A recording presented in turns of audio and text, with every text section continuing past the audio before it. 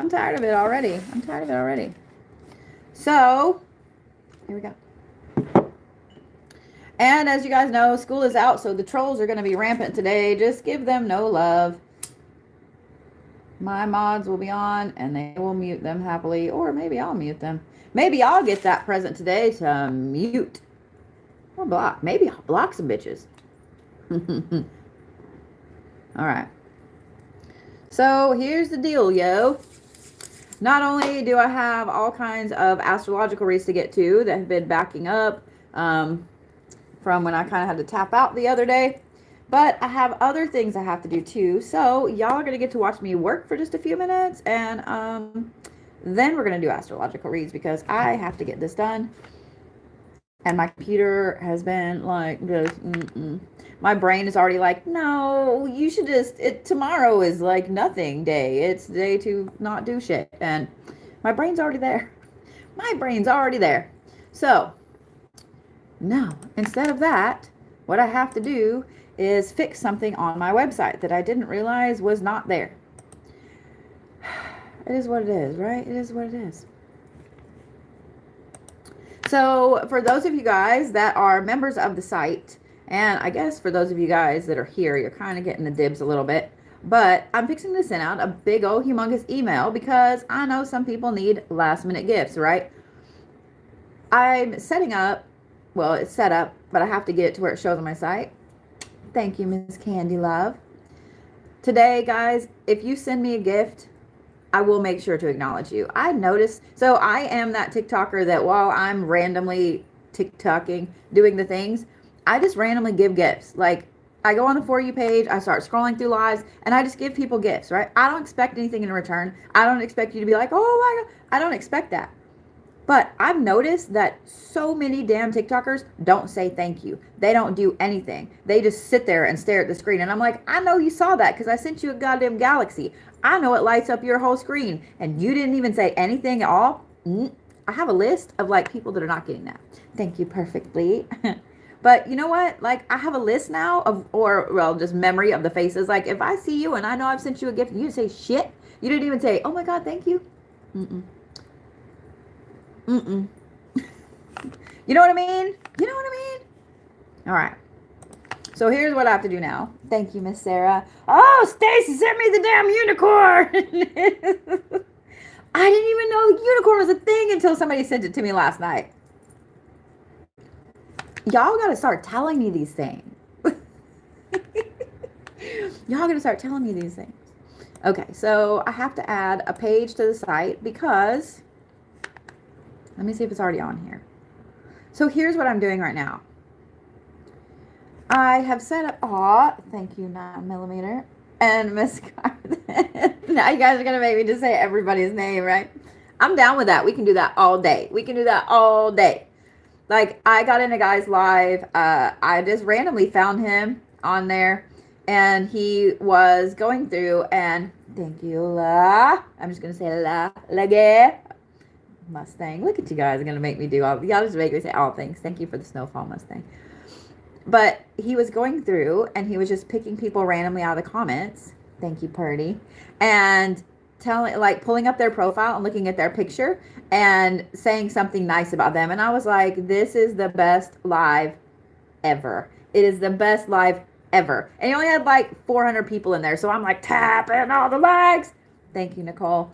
But it was fantastic. It was fantastic. Like, he wasn't asking for gifts. He wasn't asking for anything. He was just telling people how amazing they were, how beautiful they are, how handsome. Like, it was fantastic. Like, I literally just left it on while I was working for a while just because I would so much rather watch those kind of lives than somebody cutting people down or whatever. Like, spread some love, man. Spread the love.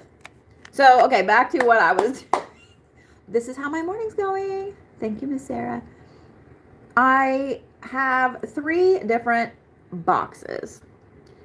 I have the Bodhi box. I have a practitioner box. And in January, I'm launching the Omega box, right? So I thought, I know that there are people...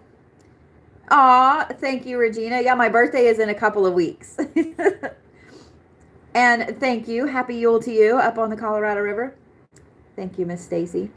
But I thought for those of you guys that need last minute gifts, what would be better than to give someone a year of boxes? You know what I mean? Give someone a year of boxes, Bodhi boxes, practitioner boxes, Omega boxes, whatever. Or maybe you want the boxes and you want to sign up for a subscription or whatever. Thank you for that first gift. I appreciate that. So why not, like, today's the 23rd. We're going into 2023. So why not a 23% discount on your first subscription box order, right? So that's what I'm trying to do. So that's what I'm sending out the email for, okay? Well, I go on the page because I'm sending out the email. I have to put the link in the email, blah, blah, blah, like all the fucking things. And I realize that the pricing plans aren't on my site. Unless you go to sign up for a class. Like, what the fuck? So that's what I'm doing right now. So why do you put bells on cats? That's a fucking fantastic question. So here's the thing. Bells are actually to clear out spirits, to clear out the air. They are for protection. Thank you, Kathy. So by putting a bell on a cat is said to walk between this world and the next. And thank you, Divine. How are you, sweet pea? How are you? So cats are said to walk between this world and the next. Depending on what color it is kind of what they're for. Thank you, Disco. And Miss Brenda. And Miss Dana. A bell on a cat not only helps to protect the area that they're in. It also helps to protect you a little bit if you have a cat that's a sneak attack cat. But spiritually, it helps to clear the area. So yeah. Yeah. Oh, yeah. If you guys want to switch from the Bodhi box to the Omega box, just email the site and we'll get your Bodhi box canceled. Like, go ahead and sign up for the Omega. You only have until the last day of December to sign up for. Oh, thank you, love. I'm so glad. You only have until the 31st. Thank you, Blue Eyes. To sign up for any of the boxes to get the January box. And I'm just going to tell you guys that if you want the January box and you want the January box, you need to sign up like ASAP. I'm just telling you. So for right now, guys, I'm going to lower my tickets for today because I have so much to get through that I'm worried I'm not going to get to everybody. Like, I already know I'm not going to get to everybody. So I'm trying to figure out the best way to do all of this. So yeah. All right. And now my dogs are going to be doing this because... All right. So I need to add a page. I cannot with these guys. I just literally can't.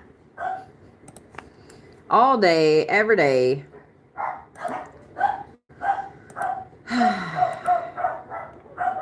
All day, every day. It is what it is. Manage pages. There we go. So are you guys all ready for the holiday? Are you ready for the holiday to be over with? I'm ready for my dogs to stop their fucking barking. I am done. There we go. Plans and pricing right there. That's exactly what I need.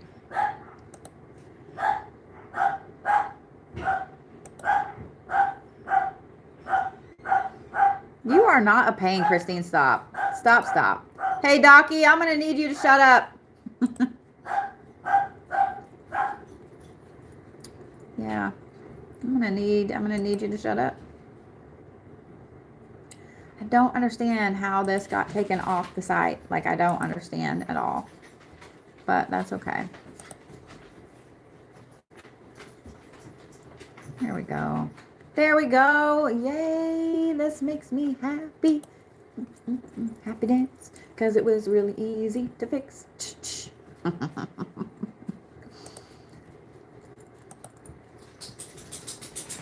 All right. Now I got to refresh this, make sure it's all in there. And that background didn't get changed. So now I have to go back there and do that later. And I'm not doing it right now. Thank you, Miss Gar. Did I miss somebody? Did I miss a gift? Please tell me. Thank you, Sake. Because if I missed a gift, I'm so sorry. Woohoo! All right, here we go.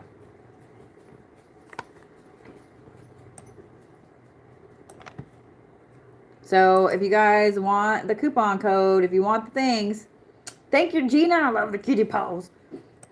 If you guys want the email, if you want all the things, or if you want the coupon, I guess I could just give you the coupon, but you want to go sign up anyway. You want to go sign up anyway. And then if anyone would like a dog, that just, he's naked and he has to wear Bob Newhart sweaters. And thank you, Miss Garth. Thank you. You're so sweet. You're so sweet. Yeah, if anyone would like a dog who just barks all the fucking time, there you go. He's killing me. Thank you, Jerry. I'm trying to get some of the little gifts too. Thank you, Silver. Thank you, Cinda. I love the little pork butt. All right.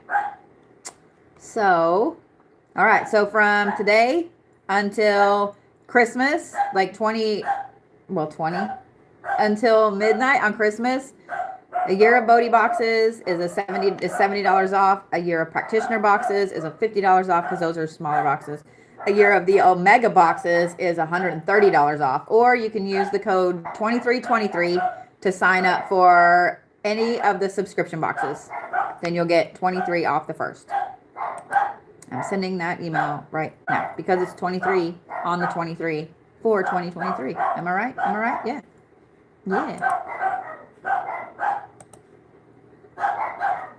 All right.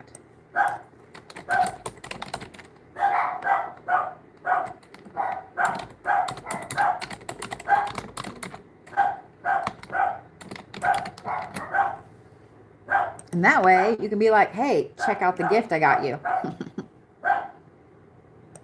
Thank you, Miss Sarah. How are you? All right. That is done. Hey, Docky, honey, come here.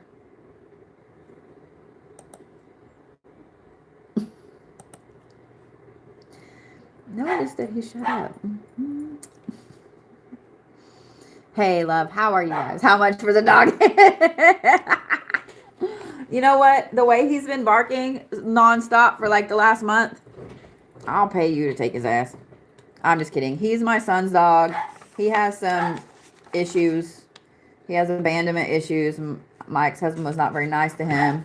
And so he has a distrust of people. He had a distrust of all kinds of stuff. And it is what it is. Okay. What am I doing right here, right now? Focus.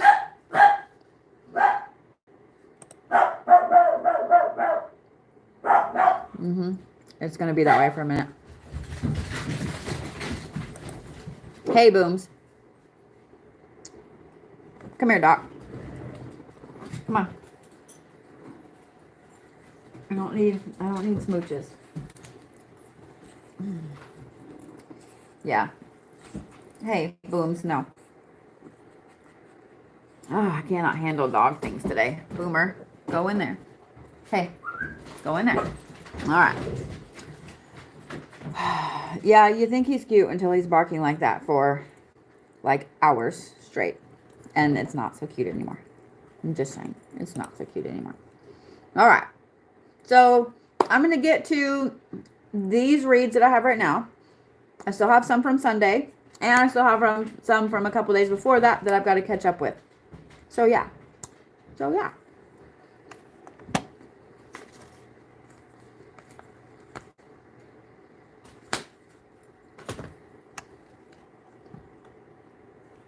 let me get all my stuff up and running.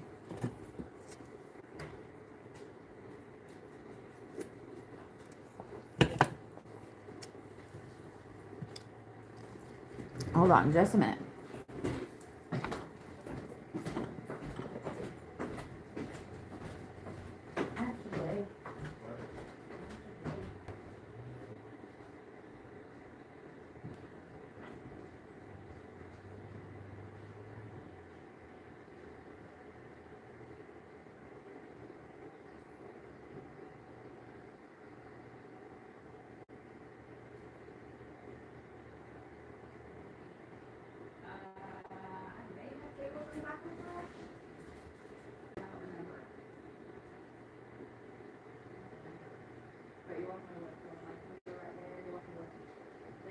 back, maybe underneath the thing, like the back of the thing or something. But yeah, I don't know if I have any or not.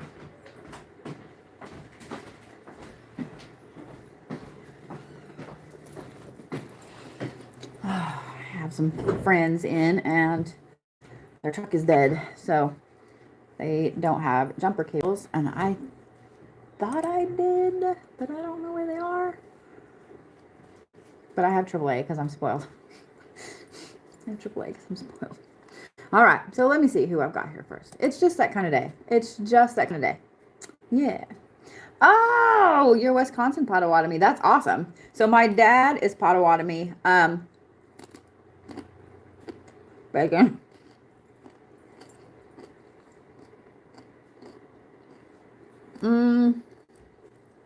With him, it doesn't really work. Like, I've tried several different things. I give him melatonin sometimes. I'm like, dude, I need to sleep. You need to sleep. I need to sleep. We need to sleep. All right. So first I have Miss Dana.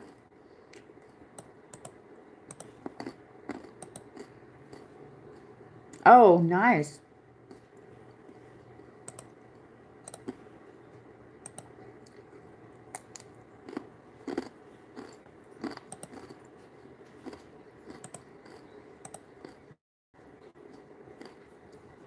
So, my dad's grandma, her dad, so I guess my great grandpa,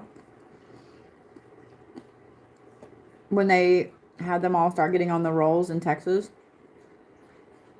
he refused to because, thank you, Leah. Leah or Leah? But he refused to because he didn't want the stigma of them labeling him. You know what I mean? And that's sad to me. It's really sad to me. And so my dad's just never got on the rolls. But that's what it is. Leah. Gotcha. All right. It's kind of a shit show list day. I'm just letting y'all know. Just letting y'all know.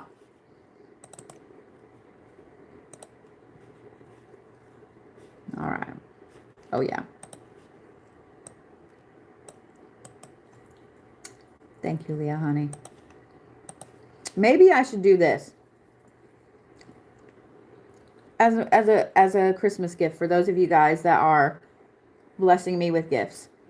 My top gifter for today gets to sit on my profile till Christmas. How about that? I'll put your name on my profile till Christmas.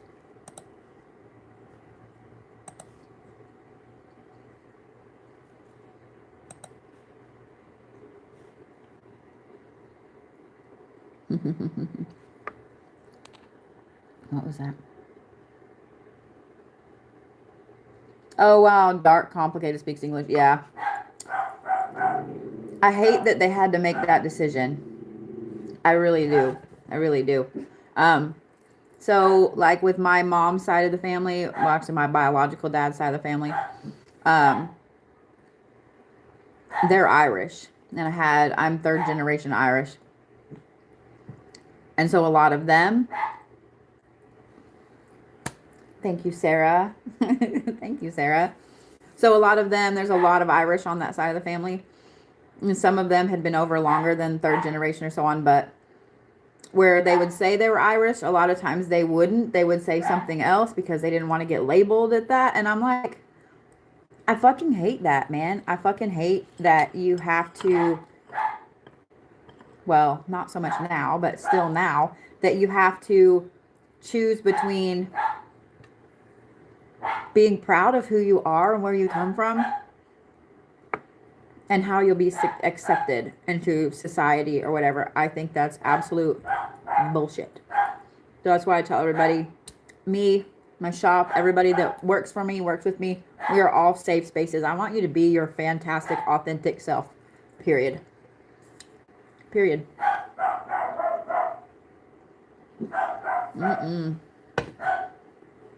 I cannot with him today. I cannot with him today. All right, Miss Dana. So, I apologize that you're getting that in the background. Let me get my charts pulled up.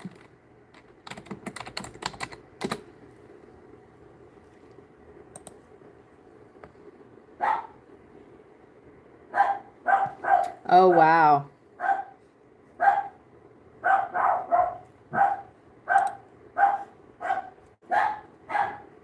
So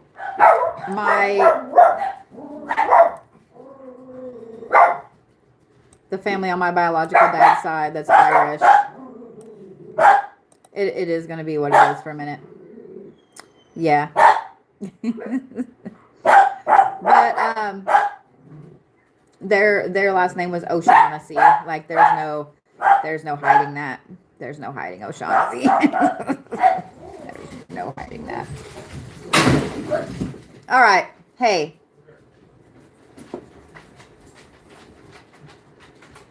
All the fun today. I'm just about to give up. But I won't. But I won't. Let me close the door.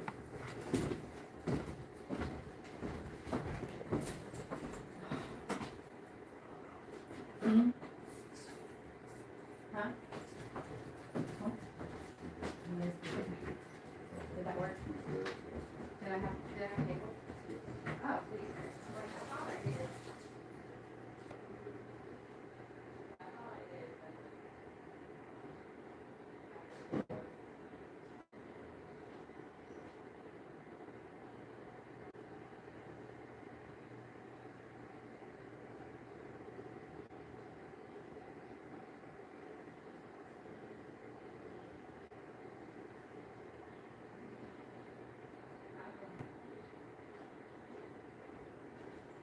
All right, drive safe.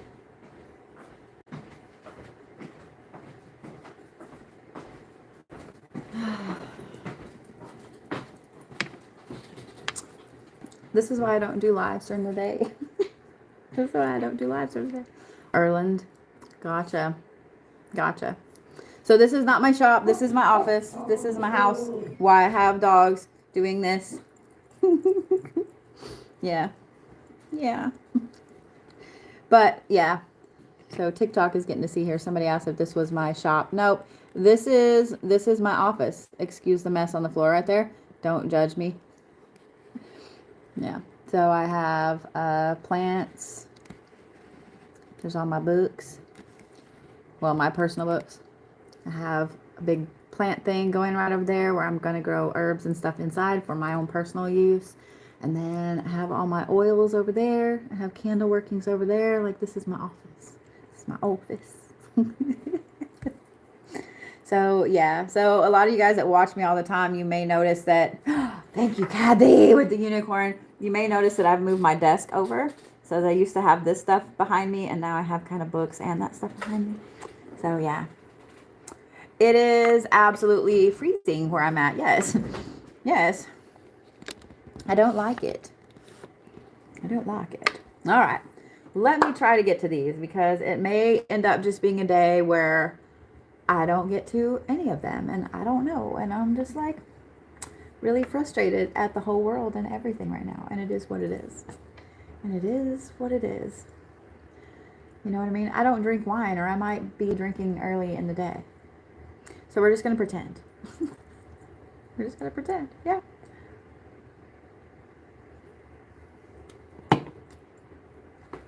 Yeah, it's going to end up being that kind of day. I'm just waiting to make sure that.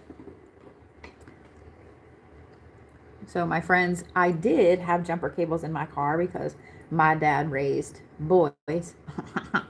My dad had 3 girls, and growing up in Colorado, there were just some things that he instilled in us. And also, me being a Capricorn, I'm over prepared for everything.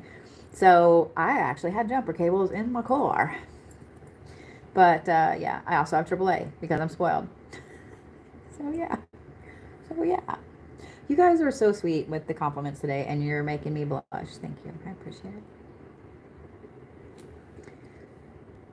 You're sleeping for 3 days. Yeah, I am taking off tomorrow. The shop is closed, and I'm going to clean out my closet. Hey, boys, I need you to be quiet. I'm going to clean out my closet and Yep, I have an emergency kit in my car. I have also an emergency gathering kit. So, yeah. Doc, hey, honey, come here. Come here, baby, please. Thank you. Please be quiet. Please. Please. Yeah, I need you to be quiet. Okay. So one of the things that I do carry with me is I have kind of an emergency gathering kit. So if you guys would like to put an emergency gathering kit in your car, I'll tell you how to put one together real quick. Thank you, Rogue One. How are you today, sweet pea? So I carry 2 sizes of the Ziploc bags with me, but I'm very particular on my Ziploc bags. They have to be the ones that stretch a little bit because I've gathered lava, I've gathered thorns, I've got like all kinds of things, okay? So you want it to give a little bit. So I carry big ones and I carry like sandwich size, like big quart and sandwich size. Then I carry trash bags that are that same type. Yeah, that's pretty much what it is. So I carry trash bags that are like that too. Doc. I carry a spade. I carry a trowel. I carry all those things. I also carry a military foldable shovel in the back of my car when I'm traveling. So that way, if I have to get dirt, if I have to get anything like that, it folds up and it fits right in one of the little side things. And then I also carry Sharpies. Thank you, Rogue One. Thank you. I carry 4 or 5 Sharpies because you need to label the damn bags. Thank you, Miss Sarah Boggs. Thank you for that. I love the whale. I have to label the bags because I found out the hard way, like, you think you're going to remember, you're not going to remember. You are not going to remember. So I also carry a thing of tobacco. So usually it's some of my favorite little cigars, the cigarellos that are in a hard case. I also carry a couple little boxes of liquor, or not boxes, bottles of liquor. As offerings. And then I also carry like shiny wrapped, like thank you, Rogue One, butterscotch. I almost said peppermint, but they're not peppermint. Butterscotch. I carry offerings with me. And then what's the other thing? I always carry a little bit of water. I always have empty water bottles in my car, and people laugh at me about it, and they're like, why don't you throw those away? And I'm like, dude, I end up in some of the weirdest places, and if I didn't have empty water bottles with me, I wouldn't have some of the swamp water I have. I wouldn't have some of the other waters I have. No, I always have empty water bottles. I always have empty water bottles. Yeah, I have this random thing going right here. I'm waiting to see if my dog's going to quit barking now that there's nobody outside, because I can't concentrate when he's doing that, and I'm trying not to be angry. Oh, you don't want to ride my car right now. It's so dirty. Poor Lou looks like he has been out partying for like 6 weeks straight. He's dirty on the outside and on the inside. Yes, moon water is still good, honey. Oh, it is what it is. I'm used to it at this point, but this is why I do lives at night and not during the day, because yeah, that's how it is. All right, I think, knock on wood, I'm not going to knock on the wood because I don't want him to bark thinking somebody's here. I think we might be in the clear. All right, Miss Dana. So let's get through yours real quick here. So I'm looking at your birth chart now, and I'm not going to show you guys the charts because the way I have to kind of squish them so I can have both my programs up, it will show someone's personal information, and I don't want to do that. So, Miss Dana, I am looking at your bi wheel right now. Okay. I love that you're pretty balanced all over the place. Like, you have placements all over the place. You don't have anything in your second house, which is, well, this is when you're born. Work ethic and so on, which is solidly in Capricorn. So you're probably lucky there, because otherwise you'd be a workaholic. You don't have anything in your 5th, 6th, 7th house either. Okay. All right. So let's look at now. Let's look at now. You are Pisces.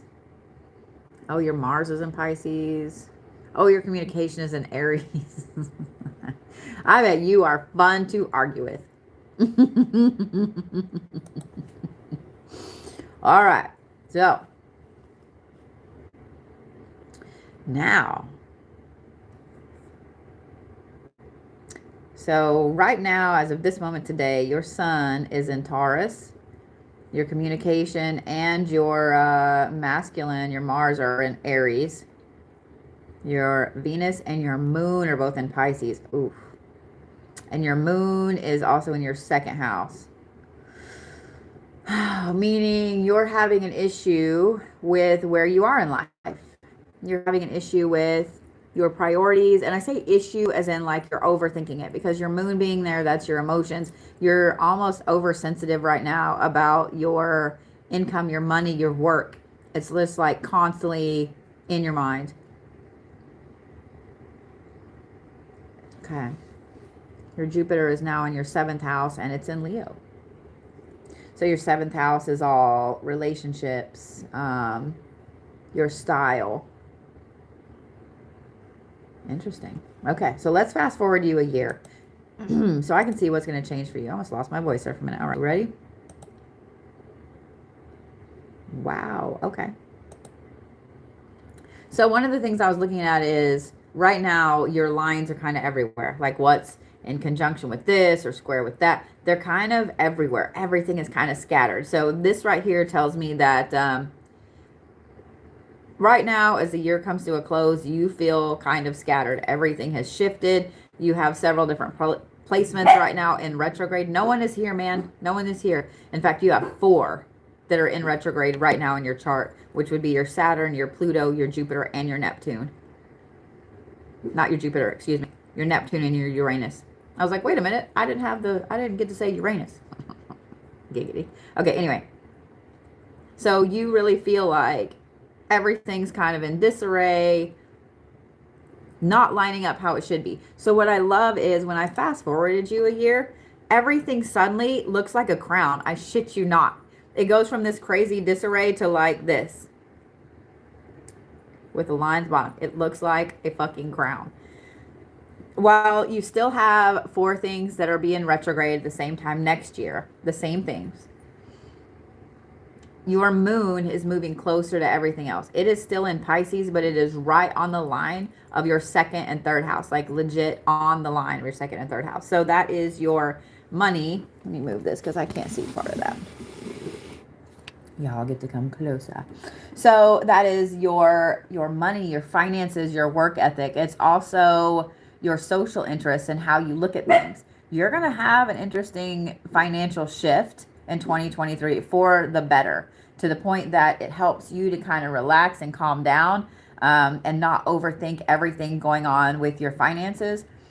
The other thing I love is that it's, aside from you not worrying so much about your finances anymore, it moves you more into this Aries phase of let's get things done. So let me look at this over here. Okay. So at this time next year, what's going to change in, thank you, love. What's going to change in 2023 for you? You're going to have a lot of moving forward. A lot of moving forward. So this is going to be a year of change, a year of shifting, a year of moving and shaking, etc. 53% of your chart is in cardinal signs. So those are the first signs in each season, words, in each season. Meaning leadership, ambition, initiation. Yes. Moving forward. I can't words today. Fuck me in the face. So all the movement, all the drive forward. Well, when we look at your elements, 40% of your elements are fire, which is passion and drive and enthusiasm and moving forward. So half your chart on both of those are moving forward.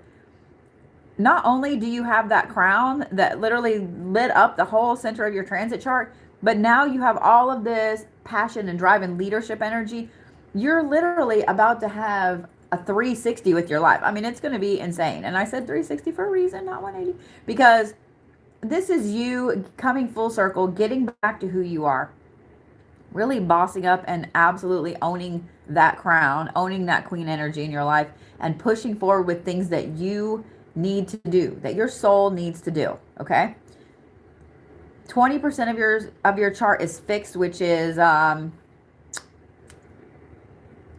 getting the things done. It's productivity, following through. And then 26% is mutable signs, which are move, change, ending, not move, change and ending. So as far as what you're wanting to do in 2023, the goals and stuff that you have to look at, bam, they're going to be moving forward.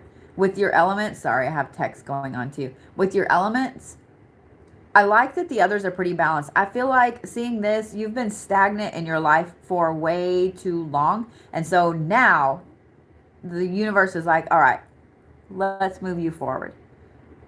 So you have 40% in fire. You have 20% in earth, which is a good number. You have 26% in water. So you're nice and grounded in who you are as you're rocketing forward.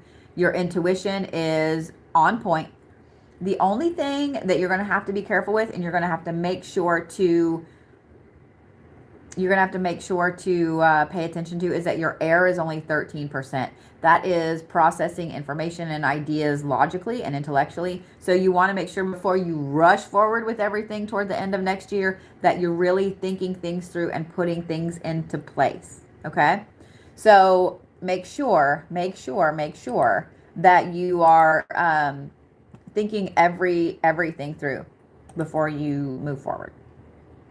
But overall, 2023 is going to be just an utterly fantastic year for you.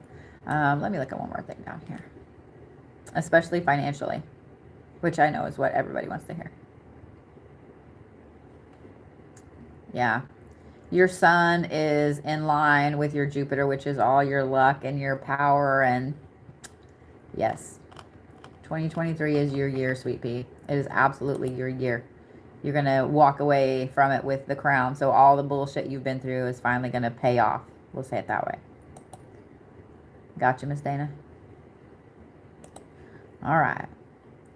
My next one is Chris Burkhead.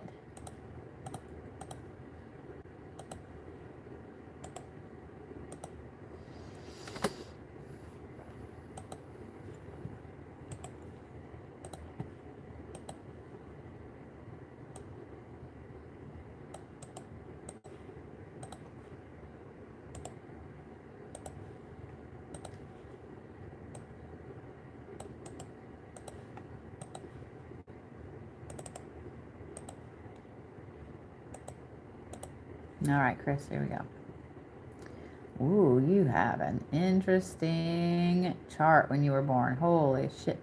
Okay.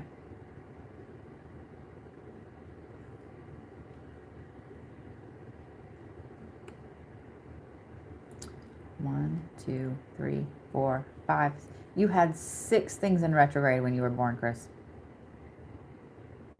Your communication. So actually, here's the thing, Chris.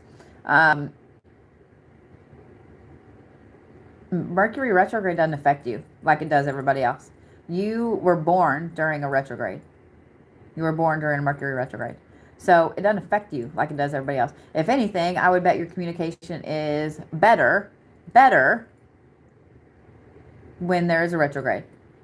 But Jupiter was in retrograde, Pluto was in retrograde, Neptune was in retrograde, Mars was in retrograde, Uranus was in retrograde. Like, you have all of these placements that were in retrograde whenever you were born. So you actually function better when those things are in retrograde. Okay, let's look at now.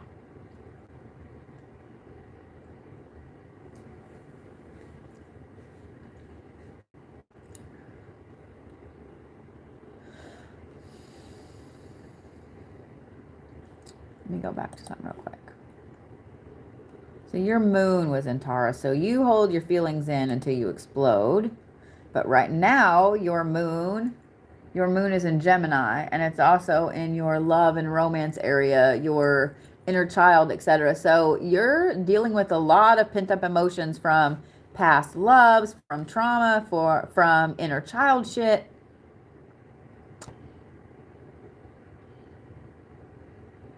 Okay. You've also gone from this, oh man, you've gone from being this really complicated person. Like, even as a kid, you were complicated. And please don't take that bad. I have realized that complicated, I have always been complicated. And whenever things are simple, I'm not happy. I'm not happy. My brain needs the complication. My brain needs the complication. So, your life over the last year has gotten very simplified as far as your chart goes. I mean, it went from all these lines to like 6. It went from probably 15 or 16 lines to 6. That is a huge. Some of that is you circling the wagons with everything that's gone on in the universe and so on. But the other part is that this is something for you to overcome. Okay? Let's look at a year from now. Let's look at a year from now. Because right now, you feel like you just have everything squished in. You have everything pulled in really tightly, really deeply. Like, I am not, I'm not leaving my little bubble. I'm not leaving my little circle. And I think you're really, really feeling it, especially because your Jupiter is in Cancer right now. So you have so much stuff going on with past traumas, and I'm so sorry, honey. Okay, let's look at a year from now. Okay, that makes me happy.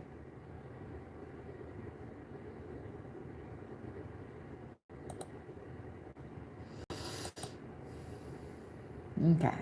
So here's the huge change, because like I said, I was making it go back and forth, back and forth. So the huge change right now,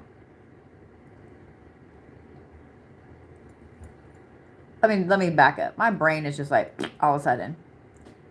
Right now, you're having a problem connecting to your divine feminine. Your divine feminine is in Cancer. It's in your 6th house, and it sits right smack in the middle of your 6th house. It's almost on the line of Gemini, but not quite.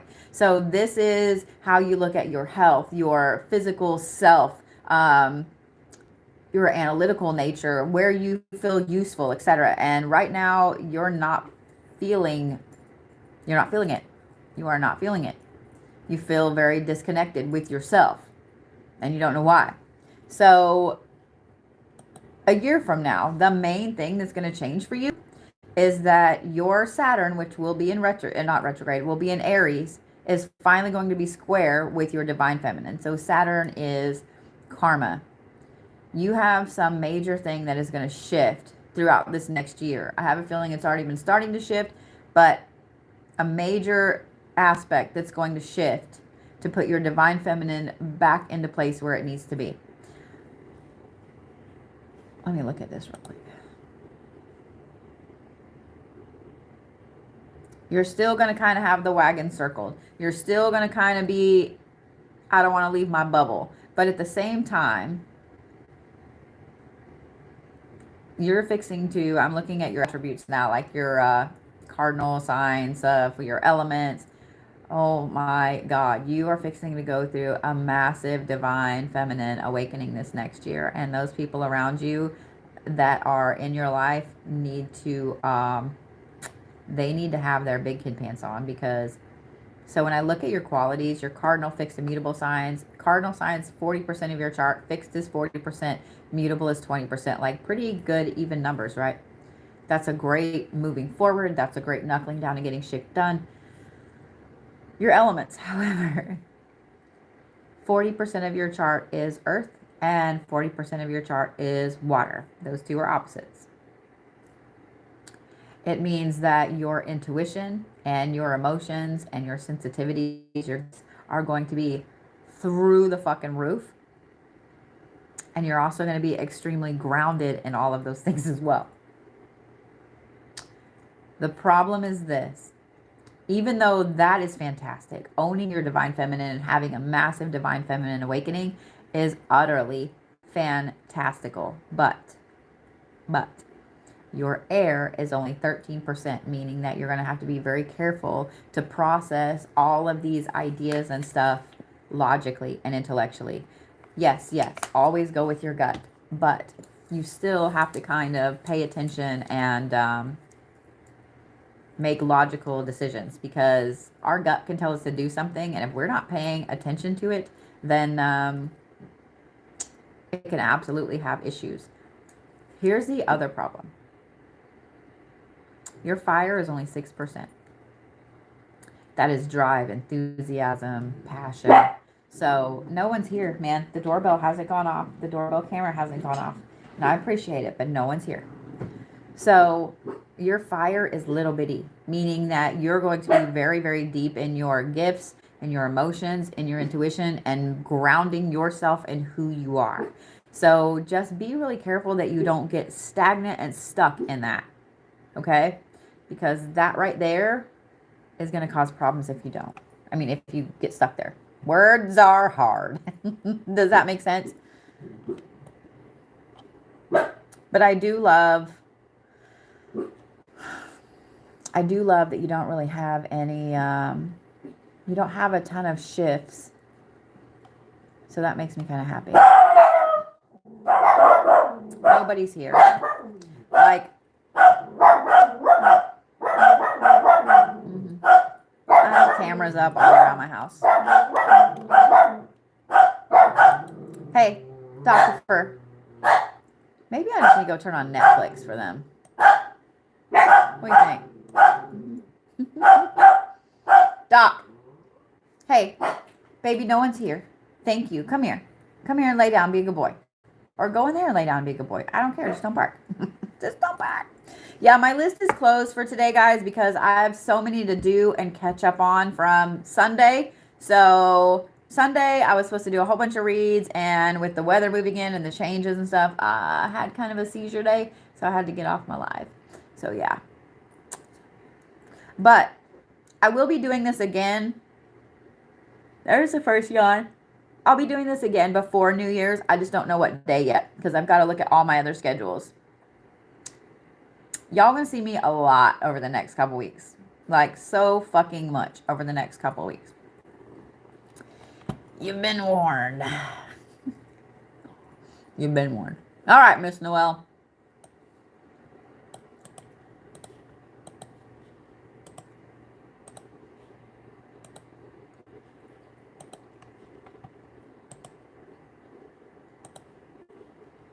For some reason, I thought I already had done a read for you. Have I not?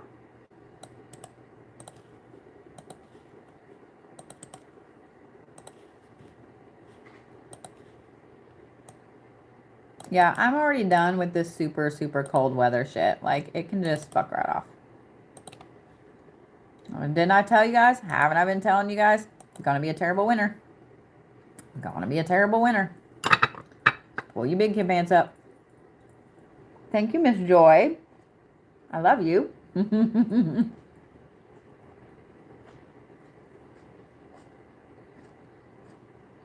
right, Miss Noelle. Ooh, doggy, your moon is an Aries. Right on the line of Pisces. In the 9th house, which is higher education, it's law, it's philosophy. You are the queen of turning someone's words around on them. I'm just saying. Where is your communication? Oh, your communication is in Scorpio. Oh, goddamn shit. And your masculine's in Scorpio. And your Pluto's in Scorpio. So if someone insults how you look, you literally burn the world down around them. That's so funny. And I don't mean that bad, guys. When I'm reading your chart, I don't mean it bad, okay?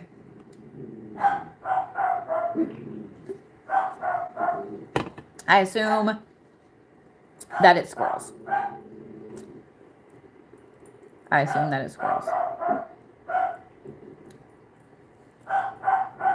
love him.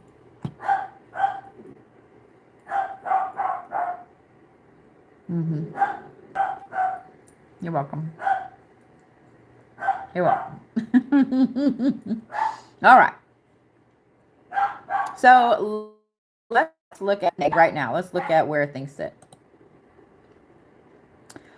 Holy shit. Thank you, Miss Andrea. How are you, baby? Okay. So right when you were born, you have a pretty square a pretty big square in the middle of your transit chart. It has an X in the middle, like everything is pretty even. There's a triangle at the bottom, like everything is pretty even and closed, right? Now, right now, today, as of this moment though, oh my God, everything is like this massive point up to your moon, which is currently in Taurus. Your sun, your divine masculine, and your Pluto, all right up there to the moon.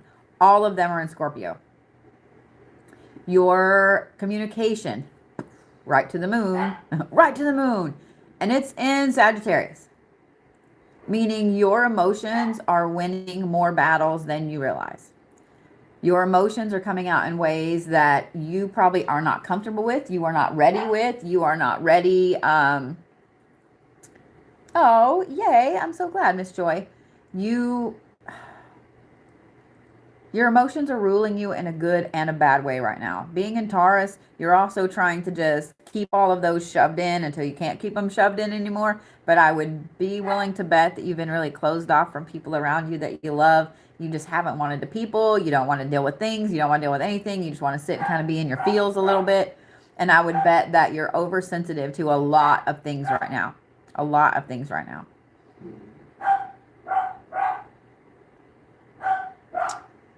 Okay, let's look at a year from now. So there is a good thing about having all those things in line with your moon like that. One of them is the dog barking continually. I'm just going to keep making a joke about it because he's killing me. Like, I can't concentrate. So here is the thing about having synesthesia. That is a color. And it is a very abrasive color. And not only is it a very abrasive color, but anything that's a loud, hard ping, whether it's a dog bark, a car horn, a hammer hitting a nail, or like a ball hitting a metal baseball bat. A wooden bat, I like that. I like how that looks. But hitting a metal bat, it's, you know how it has that ping. Does that make sense? With synesthesia, I physically see the colors. It's not in my mind's eye. Like, I physically see them. So it's like my own private, which has bad. It's not as cool as y'all think it is. But for the most part, I just don't pay attention to it because I live with it. Like, it's been a thing. It's been a thing. So it's like bifocals. So the bottom of my vision. So let's say under my hands, there we go, under my hands on your screen, and your vision is constantly color, okay? Just color. I just drown it out because it just is, it's always there, right? That, however, and those other things I mentioned, hammer hitting a nail, car horns, and a ball hitting a metal bat, it comes in from the side like this, and it always like makes me wince because... So a ball hitting a metal bat is like bright red, okay? Bright red. Car horns are similar. They're all a different shade, but most of them are red. But phew, like an ice pick in my vision, just real quick like that, okay? His bark, however, is like this gross puce orange neon color. But it's like that, bam. But it hurts, like it gives me a headache. Not just the bark, but the color. I hate it. I really do. It is one of the most abrasive sounds. Now, a hammer hitting a nail is like a bright, intense neon blue, and that one is really bright, and it kind of comes like that. So it makes me flinch every time. Even when I'm hitting the nail and I know that I'm about to hit the nail, I still flinch like that every fucking time. So I know, like, last summer, having synesthesia was cool all over TikTok and so on. And don't get me wrong, it is a superpower. It is a superpower. And I use it to read people. I draw people. In fact, if you guys haven't ever seen me draw somebody, I do it at conventions, etc. I'm one of the few aura artists with synesthesia that do what I do because I have some weird forms of synesthesia. Well, I have brain damage, so that's where I get synesthesia. But I've always had the sound to color, even as a kid. But the other parts, the tactile, visual, and the grapheme are a little bit different, but the tactile visual, when I touch things, is a color. And so when I touch people, they're instantly a color. And if I hold their hand, they're layers. And so I have a lot of celebrity clients and so on that I read and do things like that. But that there are just a few noises that I can't handle. I can't handle. And I would let him go stay with my son because it's my son's dog. But that would be taking his anxiety-ridden ass from a house where there are other dogs that he's lived with, that he's grown up with, into by himself. And when that happens, he howls 24 hours a day. Yeah. Yeah. So, Miss Noelle, let's finish your read now that he has shut up. Okay. So like I said, you having all of these things in conjunction together is not a bad thing. It's helping you process through so much shit. Sweet.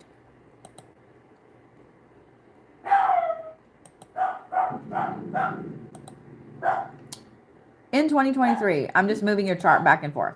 In 2023, one of the things that I really love about this, you know how I just said all of those things were like right up to your emotions, like they're just in 2023, all of that stops. All of that stops. So whatever it is you're going through right now, all of the things that you're dealing with, all of the emotions, all of the shadow work, all of the shutdown. Does that make sense? All of the shutdown is over. Your moon moves into Gemini from Taurus, and it moves from the 9th house into the 10th house, which is long-term goals, your public image, it's the divine masculine, and it's literally in the center of your Gemini. And that also puts it with your Jupiter, puts it square with your Jupiter, which is your luck, your personal power. And it also puts it right in line with your Saturn, which is karma. So the reason that things are so fucking intense right now is that you're going through a period of letting go of some shit deep in your soul. So that's why a lot of these emotions and stuff have affected you so deeply, and why you're like, I don't know why I feel this way. Like there's no reason for me to feel this way. It's because these are things that your soul is working out. Let me look at something real quick, and then I'm gonna look at something else. You have a massive fuck ton of 4s in your chart. I'm going to have to go in there and shut him up, like, or close the door, because I just can't. You have a massive amount of 4s in your chart. So I would bet, I'm looking at some other numbers here real quick. I would bet that your whole life has been a massive amount of shit. Let me go back to your natal chart. I see something now. I see something now. Yep. 4s and 0s. 4s and 0s. 4s and 0s. Okay. So what this tells me is that this is a massive amount of shit. This is a massive amount of shit. It tells me that your whole life has been you dealing with karmic shit that your soul has taken on. A lot of this has been emotions. A lot of it has been ways of thinking. A lot of it has been, and when I say ways of thinking, it's like the way you think about a situation, and when you mention it to somebody, they're like, why would you think that? Is because karmically, it's something you have trauma with. So your whole life has been dealing with some of this karma. This tells me 2 things. 1, you've had a rough go of it because you're dealing with all of this. You're dealing with all of this. So it wouldn't surprise me to know that you have severe anxiety. I also would not be surprised to know if you don't have bouts of depression, not just winter depression. We all go through fucking winter depression. Like right now, I don't leave my fucking house, and it's not just because it's cold and there's snow on the ground. It's because it's fucking winter and everything's dead. Thank you, Miss Joy. don't like it. I guess I just need to go to fucking Brazil or Ecuador during the winter. I don't know. The other thing this tells me, thank you, Miss Joy, for all those. The other thing that this tells me is that I would bet a pretty good amount of money that this is your last time around and you're just clearing these things up emotionally. Seeing all those fours and knowing that 4 is your lucky number. 4 is also my lucky number, one of them. It's always been my lucky number. I would bet this is your last time around. Yeah. I would bet this is your last time around. So this next year is going to be a little rough at the beginning. Like right now it's kind of rough. I would say, actually, let me forward this a couple months and I can tell you exactly when it's going to clear up. Oh, well, shit. Just next month, just in the next 30 days, your communication is fixed. The issues you've been having with communication, fixed.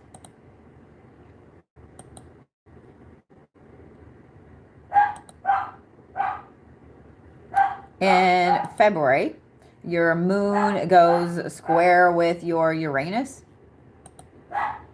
In March, it goes trine, which is in triangle, with Saturn, which is your karma. You're going to have just a year of changes. I'm watching this like, holy fucking shit. Because in April, that your moon is square with your divine feminine. It's not until about July, excuse me. It's not until, okay, so in June and July, you have a lot of things that finally start to ease up. And in August, all gone.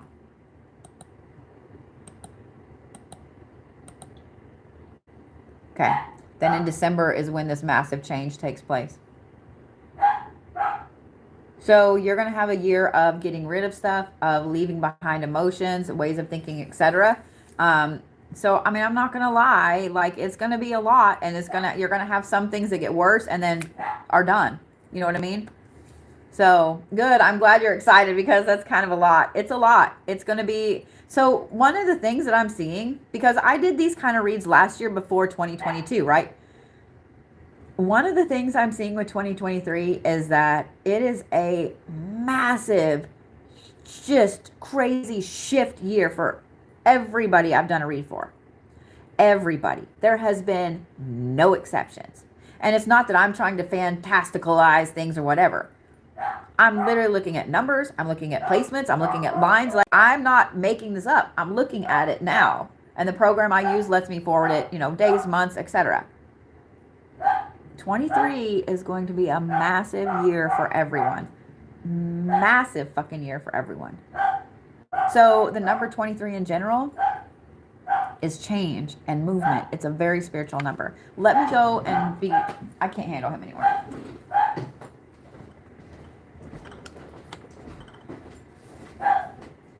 Get out of the window, please, sir.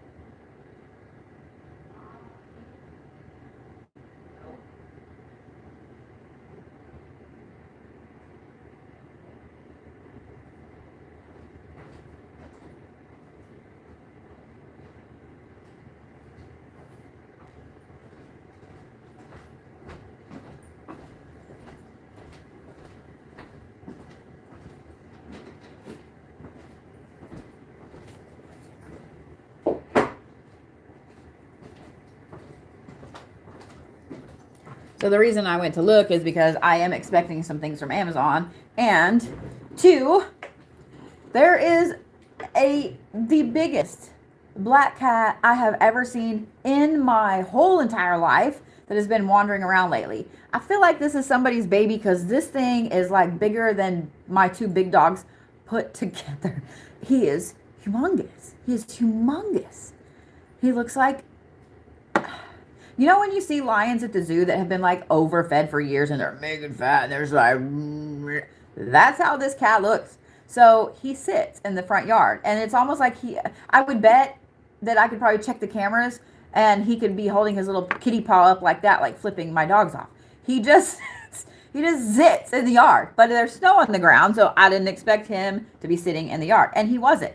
My dog was literally laying on the couch, staring into the kitchen, barking. So now I'm gonna have to check the cameras in there because everybody that has been in my house sees a man in the kitchen. So I have cameras that got put up in my house. I have a couple more I got to install to cover the backyard, but because, yeah. Yeah. So he's just laying in there on the couch, staring in the kitchen, barking. And I'm like, man, no one is here. The squirrels aren't bothering you. The cat isn't bothering you. There's no noise. Like, it's nice and quiet. I live in a quiet neighborhood. And so I don't know, man. I don't know. I am just about at my wit's end with him. This has been like 3 weeks straight. Like 3 weeks straight. 3 weeks straight. What's the human doing? What's the human doing? How?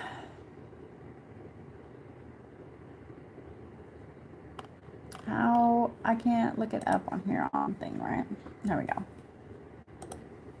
So I've never seen the man in my house, but I have felt somebody behind me repeatedly, and I'll turn around and stuff. Like, you can feel somebody, you know what I mean? But, oh, thank you, Marianne. But, I will say this, like, part of being a medium, thank you, Miss Andrea, is having that feeling a lot.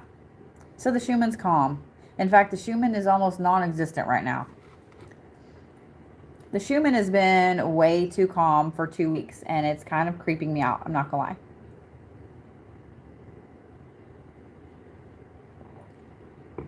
I am not gonna lie. It's creeping me out.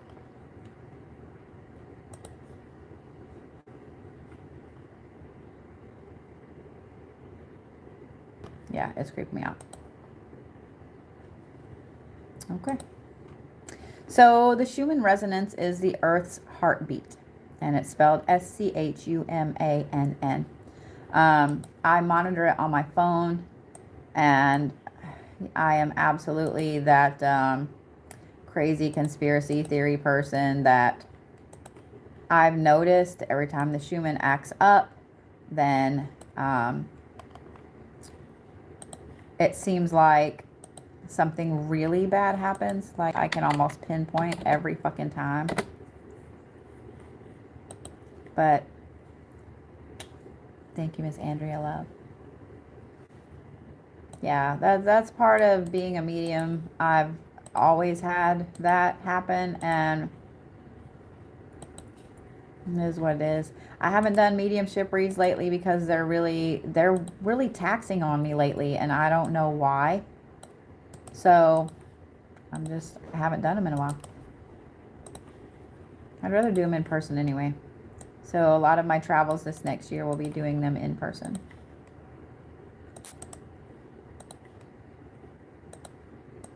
All right, Char, I got you. Oh, wow. That's crazy.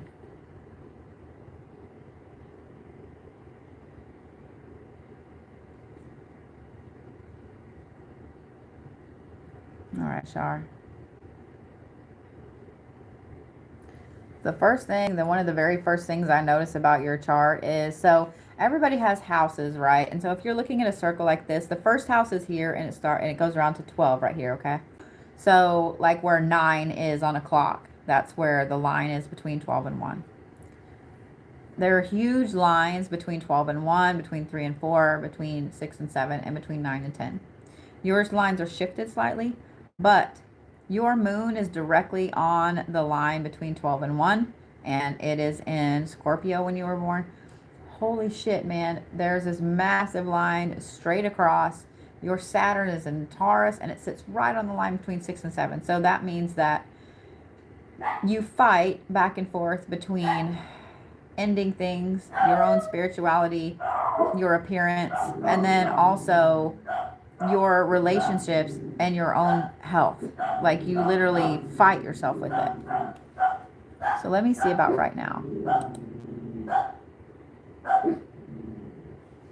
Woo, that is a massive fucking shift.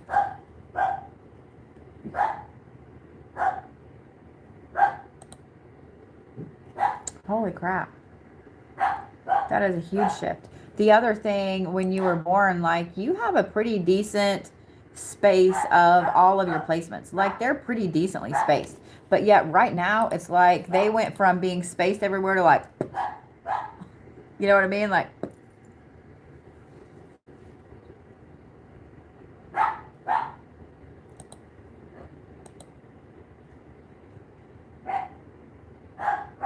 so right now, oh my goodness. You have, at this moment right now, you have your Sun, your Mercury, and your Venus all in Aries. All in Aries. Oh. You have your Divine Masculine and your Saturn, your Karma in Taurus, and your moon is in Libra right now. So that's actually a good thing. A moon being in Libra means that everything is really balanced for you right now as far as your emotions go. May not seem like it because they're also, your moon's also right in line with your Divine Feminine. So it means your emotions are a little heightened. But the thing I do see that bothers me, or that is bothering you the most right now, is that your Jupiter currently in your chart is in retrograde in Scorpio. So you feel like you have no personal power. You feel like your intuition is shut off or just disconnected. All right, so let's see what changes this year for you. So the good thing is your moon is still in Libra, but it does shift from your 10th house to the 11th house. So you stop worrying so much about your career, long-term goals, and things like that. And you start shifting more toward a group awareness, towards like social, I'm not gonna say social activities, like social causes and the way you're looking at the future. Those other placements that I was talking about, those are all still the same. The thing I do love, though, is that all of these crazy lines that were everywhere, all of the craziness going on does calm down in a huge way. Like half, literally half the lines disappear off the interior transit chart. So let me look at this. Oh. Okay. So, Char, with all of those lines disappearing, okay, with all of those things calming down and pausing, okay, your 2023, so, and even just looking at how the lines disappear, your 2023 is going to clear out a lot of this shit that's hanging over your head right now. Your first 4 months, it's just going to be things getting cleared out, off your path and cleared out. And then it's a rocket forward. So hold on to your big kid pants because it's a rocket forward. And when I say rocket forward, it's not a small thing, okay? You have 46.7% of your chart is both in the cardinal signs and in fire. I shit you not. Same exact number, 46.7. That is all the push, all the leadership, all the passion, all the drive, all the fire, all the moving forward, all the literally rushing forward. Now, here's the thing that I do love. With your qualities, the cardinal, fixed, mutable. Like almost half your chart is cardinal, moving forward, push, push, push, push. The other two are exactly even, 26.7 in your fixed and your mutable. That means that you're very good and equal on knuckling down and being productive. You're also very good and equal on finishing things. So that right there, I like seeing that, especially going into a new year. Your elements, however, your earth is 20%. That's a good thing. Your air is 26%. That's another good thing. That's your logic. That's your intellect. That's being able to communicate very clearly. Okay? Your water, though, is only 6.7%, and that is your intuition. So you're still going to kind of be shut off from your intuition, but logically, mentally, intellectually, you're going to be pushing forward. So I have a feeling your intellect is going to kind of take up the slack, kind of pull your intuition like, okay, I know you're cut off here, so let's pull it around this way. It's kind of going to like circumspect where your intuition normally sits.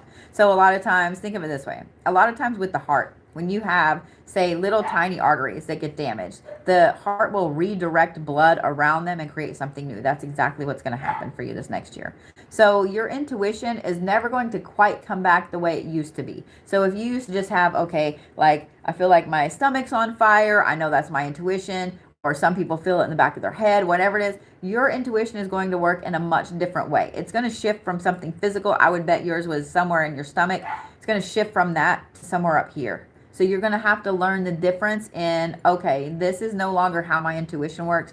This is how it works. So I love that because it means that you're going to be able to process it easier, but I hate it because you're going to overthink it. You're going to overthink it. But I still think that that's fantastic. I still think that's fantastic. If he starts a bark tirade again, I'm gonna have to go in there and, I don't know, turn the TV on or something. Like I'm ready to just choke him out at this point. There's only so much I can do about it. You know what I mean? Yeah. So for those of you guys that are waiting on reads, I see some of you guys asking about the list and so on. I will get to them, I promise. I promise, okay? I'm trying to get this list out of the way, hopefully with that shit, and move on from there, okay? I will get to you guys. So, thank you, Pity. I have a lot of you guys to catch up on from Sunday and from the previous time. I was hoping to take this evening off because I actually have my house to myself for the first time in several days, and I'll probably just be working.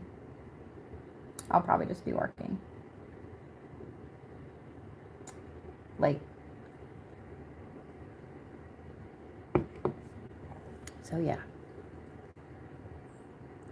All right, Miss Laura. Let's see. I'm on Laura Gallardi now. So let's see what's changing for you in 2023.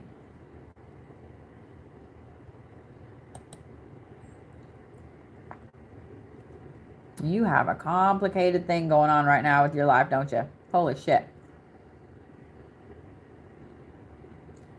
6 things in retrograde.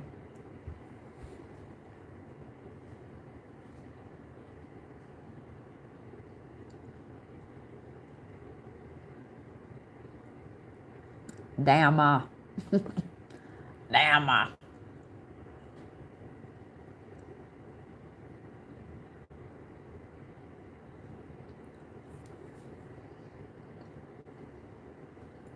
Okay, let's see how things change for next year. This is a lot. Laura, oh my God, you have so much going on right now. Like, I'm just sitting here going like, and here's what's crazy about all of this.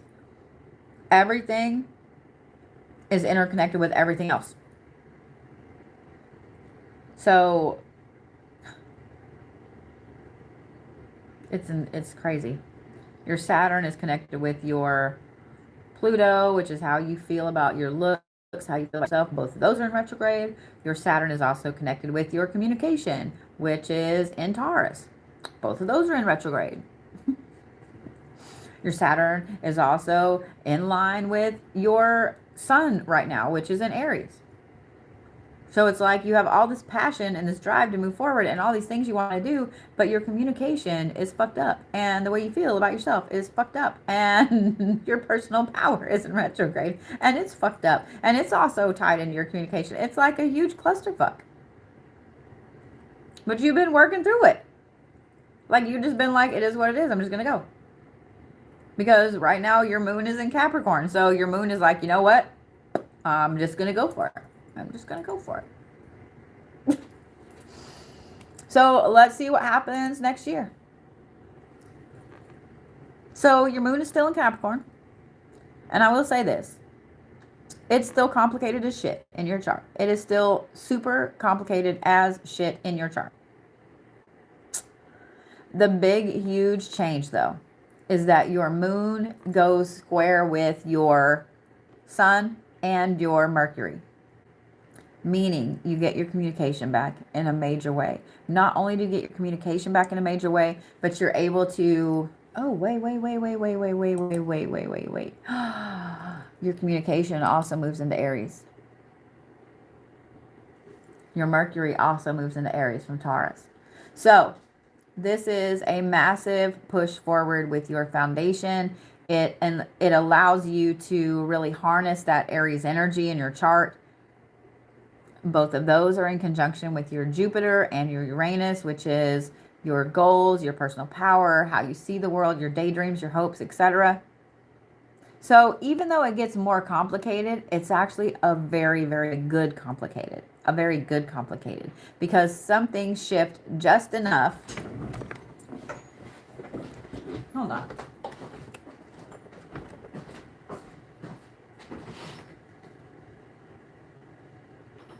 That was the weirdest thing. I just heard somebody scratch at my back door.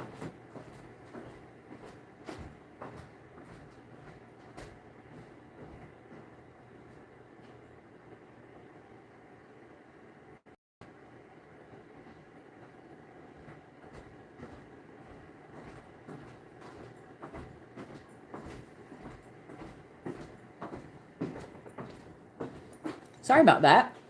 I heard somebody scratch my back door. So then I'm like, okay, did one of my dogs get left out? And then I was about to freak out because I know where Doc is and Bear's right here. So then I'm like, oh, fuck, did Zeus get left out? And I'm like, Zeus hasn't been out. So I go and check the door and there's nothing there. And there's nothing on my porch that could scratch the door.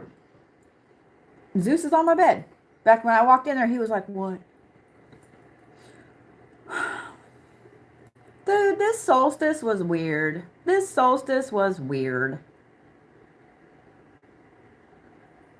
I used to keep a bag of bird feed and stuff on the back porch because I feed the squirrels and the birds and stuff like that. Those bitches would get up on the porch. Thank you, Pity. They would get up on the porch and eat out of it. So I would hear that and I would know that noise. It's one of those bags rustling. No, this was legit something scratching at the fucking door. There's nothing at the door. The world can just stop doing this stupid shit. I'm just saying it can just stop. Just stop doing this stupid shit. I am done with it. All right. So, Laura, as I was saying,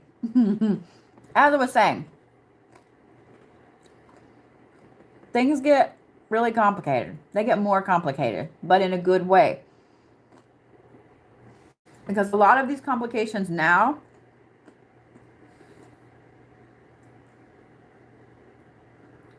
lock into place in a way that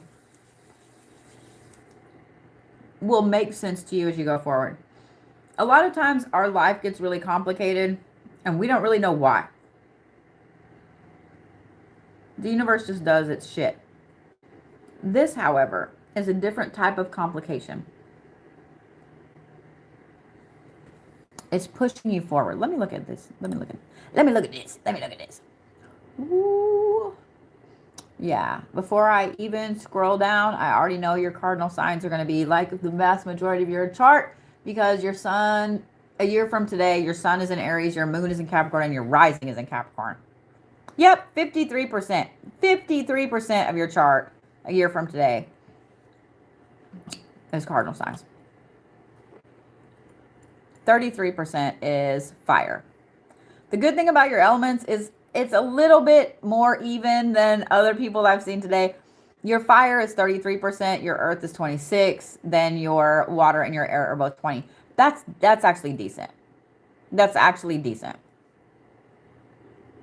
So like I was saying, it gets more complicated but balanced. More complicated but good. So Laura, expect more things to happen in your life, things to click into place that you're like, why is this like this?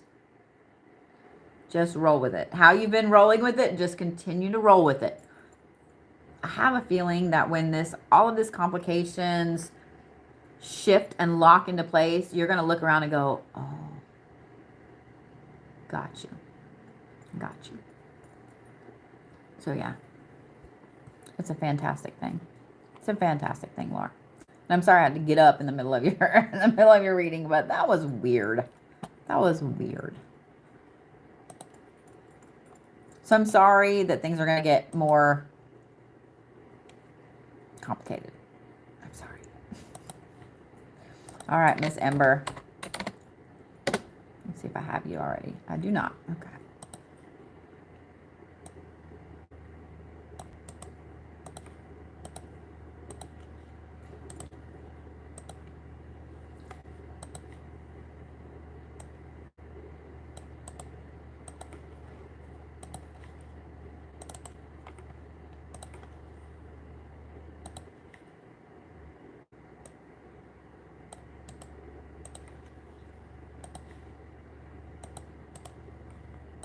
I like that you know your birth time.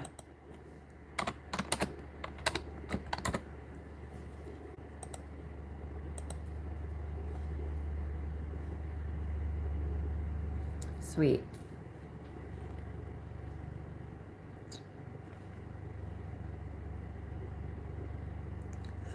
So, Ember, the first thing I noticed about yours is that all of your signs,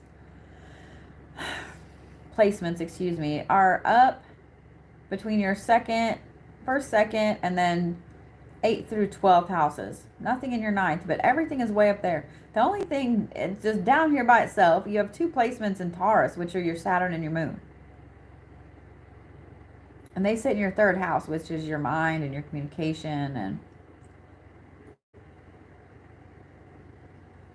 so you are an extremely deep thinker. Not only are you an extremely deep thinker,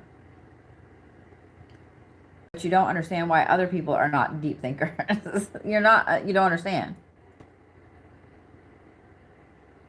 This is crazy. Okay.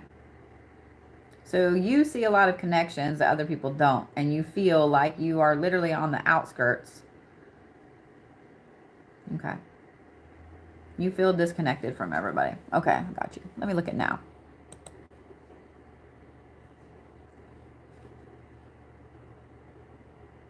Ooh, now. Remember how I said all your chart was up here, and then you have those 2 right here? Your chart kind of split around like this, and everything is in pairs, except your Saturn. Not only is everything in pairs, but everything in the middle of your transit chart is in triangles. So all these pairs are triangular with each other. It's crazy. So you just went through a really, really crazy, massive spiritual awakening, didn't you? Like a crazy, crazy spiritual awakening. Like, holy shit.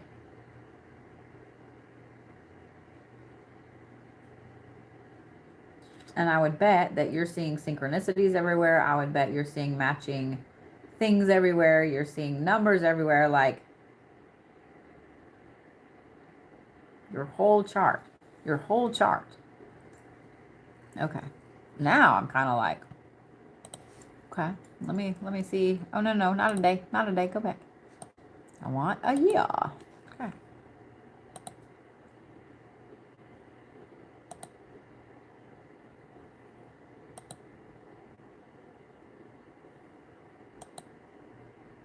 So, I'm just moving things back and forth, back and forth, back and forth.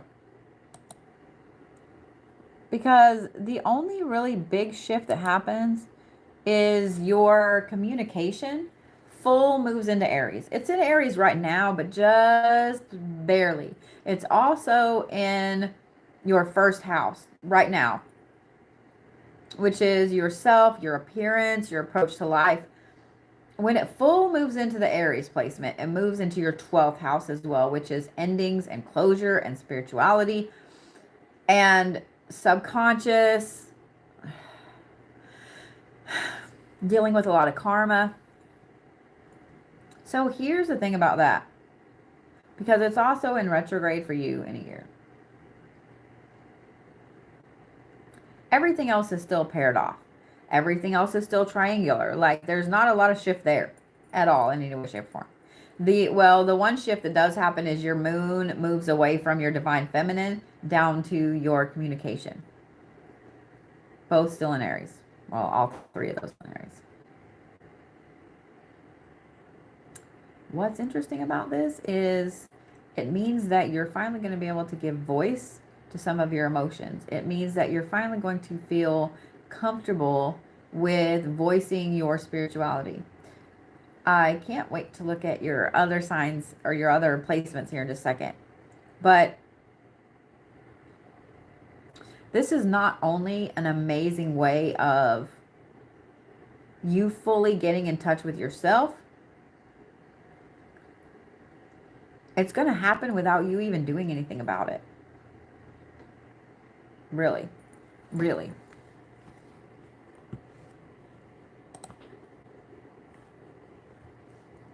You're going to be a ton of cardinal too. Holy fuck. 66.7% is cardinal signs. 13% is productivity, is fixed signs. 20% is mutable, which is changed. Now, here's the other thing. With your elements, 40% is earth and 40% is fire. So when it comes to this spiritual aspect, when it comes to the spirituality, when it comes to, I just said that twice, I didn't mean to. When it comes to karma, when it comes to the subconscious, you're fully going to be diving down the rabbit hole. I mean, you are full on going to be diving down the rabbit hole. I would not be surprised for some reason to know that you start writing a book. I'm not kidding. I'm not kidding. Because that's a lot. It's a lot. Not only is it a lot, but that's a lot of drive and a lot of grounding. So you finally full on step into who you are spiritually. You only have 13% in your air, but your water is only 6%, meaning that your intuition is just not on point. It's just not on point. You started a book years ago. Just saying. The only thing with your water being that small and you having your earth and your fire being that big, it's almost like you ignore your intuition for the sake of being grounded. You know what I mean? I should go put Harry Potter on for him, huh? That does usually shut him up. Maybe, let me do that. Let me finish Embers and then I'll go turn Harry Potter on for him.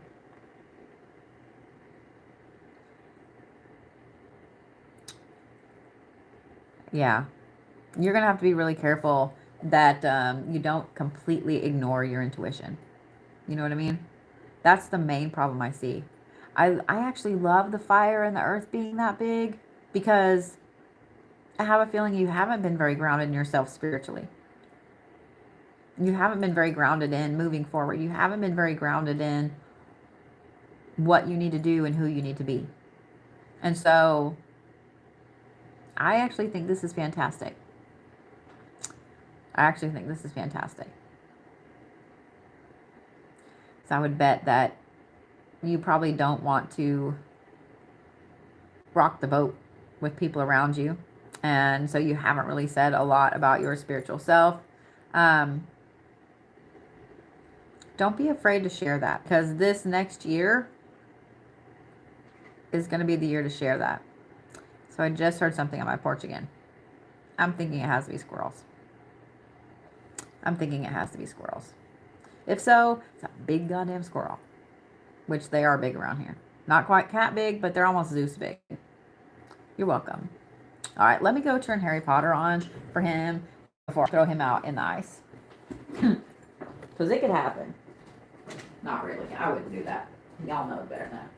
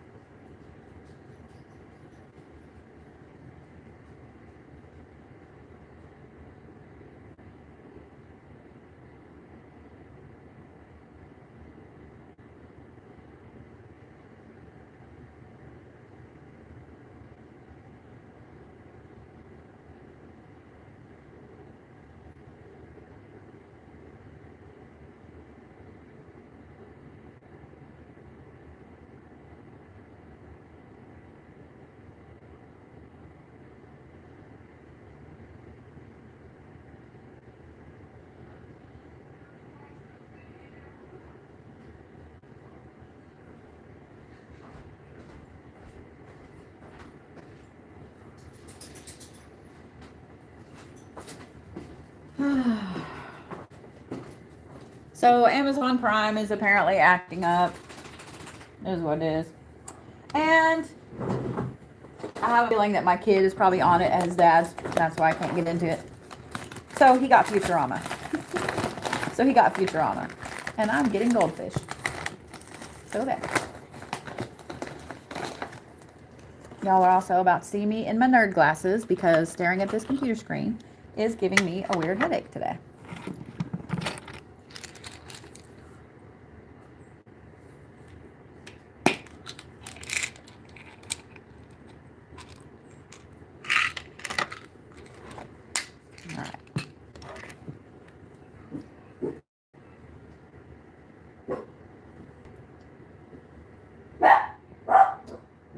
All right, Futurama doesn't help either.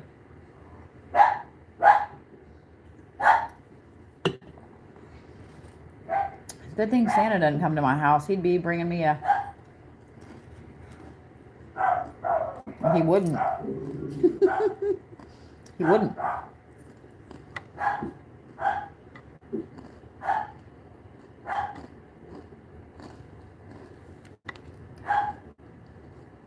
Let me look here.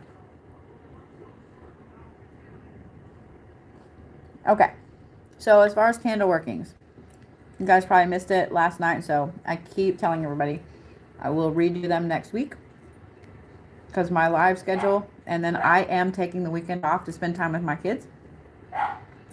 I will be doing Reiki on Sunday night, but I am taking the next 2 days off. I have to have a couple of days off or I'm going to hit the wall.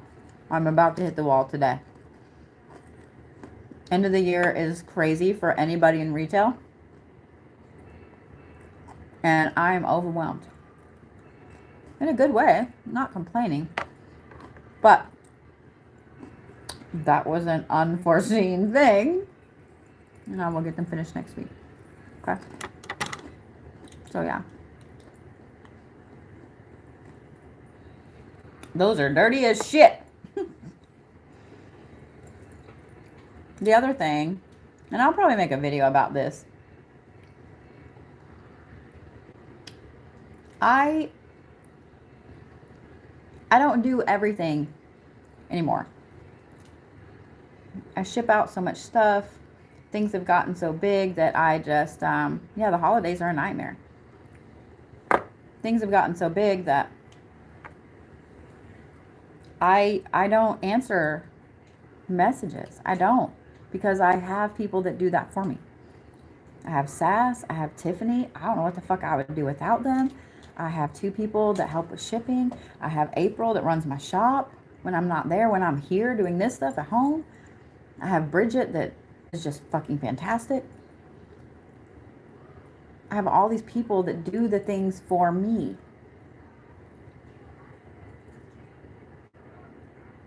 But I've gotten a few emails, messages over the last week, really the last 2 weeks, of people insisting to talk to me.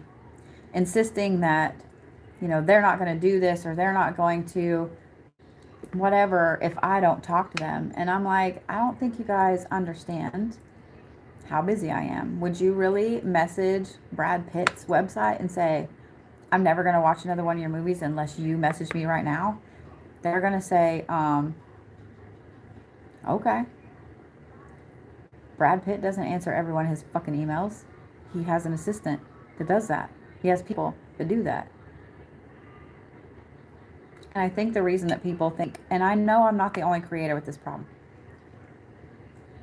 I have businesses on top of this, on top of me here on TikTok, on YouTube, on social, on whatever. I have other businesses. I am extremely busy. And I think people think that because there are creators that are here on TikTok and we're live and you can talk to us and you can see us and so on, that we're more accessible. And I guess in a way we are. But we're still people too, and this is not our whole life. So, oh no. It's weird. It's weird. And the Capricorn part of me wants to be like, oh, well, blah, blah, blah, blah, blah. Here's why I don't answer. And then I'm like, no, no, no. No. It's exactly the response that they're wanting.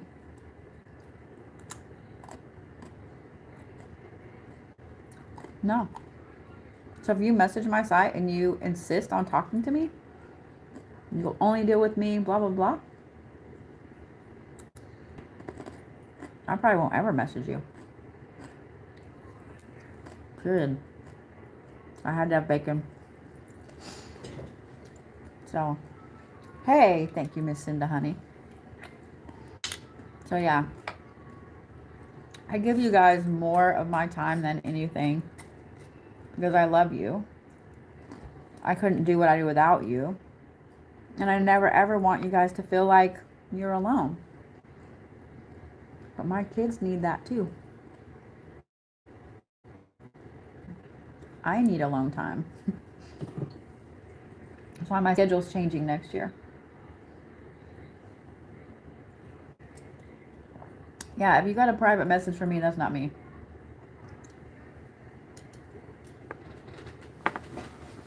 Especially if it was here on TikTok or Instagram. That is not me.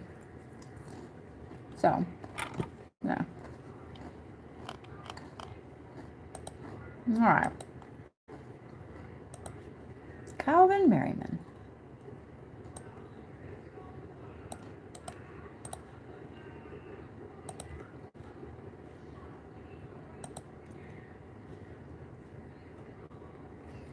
Thank you, Kathy, honey. And Sass and Tiffany deal with so much. They deal with so much. Like, it's insane.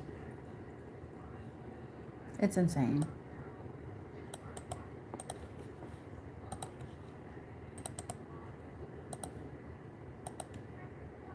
Like, there's sometimes in messages that I'll see and I'll be like, it's a good thing y'all dealing with them.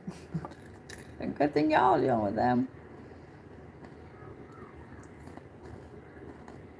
But at the same time, all right. Nerd glasses achieved. So, Tiffany Merriman, are you here?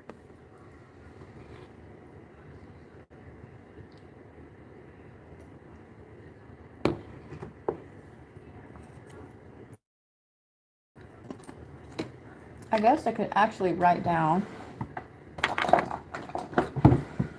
the time for this one because after seeing the birthday on here,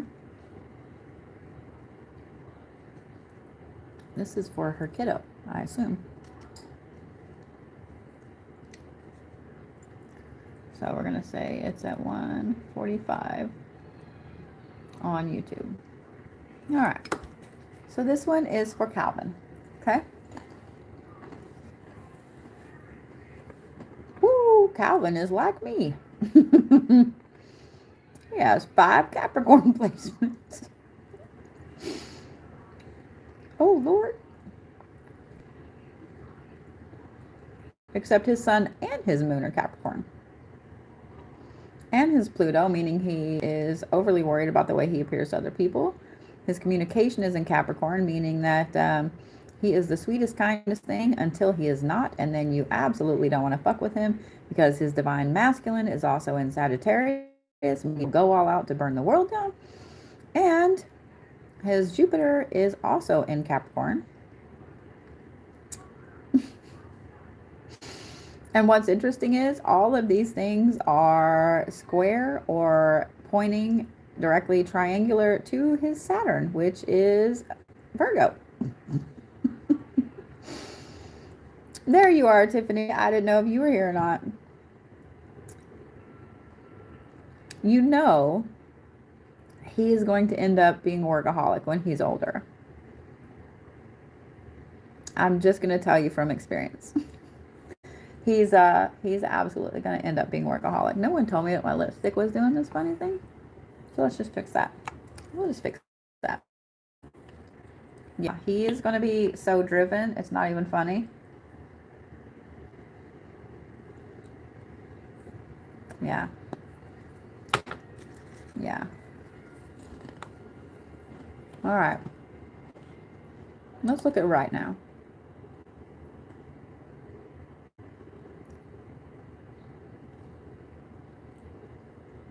Right now, his Mars is in Capricorn. Holy shit. So remember how I said, oh, wait. No. Remember how I said that, so his chart looks like this. All of his stuff is down here, except for his Saturn, which is up here. All of this stuff here has triangular lines here and like 2 big triangular lines up to Saturn, okay? But the rest of this is clear. Like all of his birth placements, his Saturn is in his 12th house. Oh.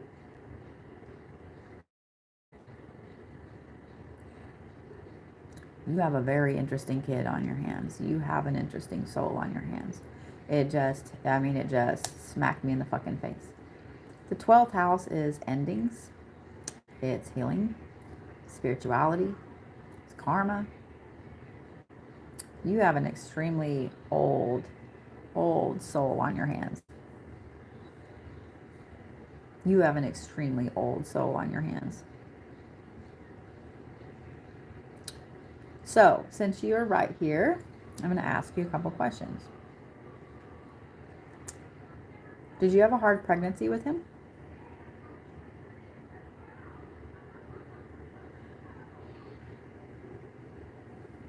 Not only did you have a hard pregnancy with him, but does he go through spurts where he is just really, really down for no reason?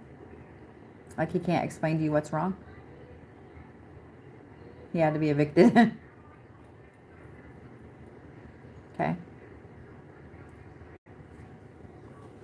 going to look at a couple of numbers here while I'm waiting for you to answer my other question.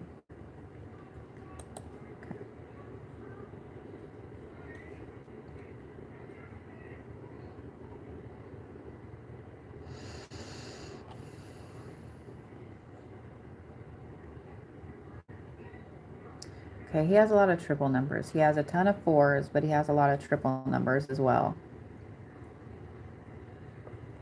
So, here's what I found. He has downs. Here's what I found in a lot of the kids that were born after 2000.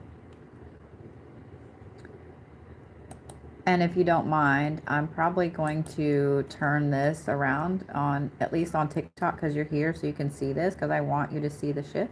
Okay? So I want to show you something very specific. Let me move things. Don't look at right there. I hate this. It's different on every single thing.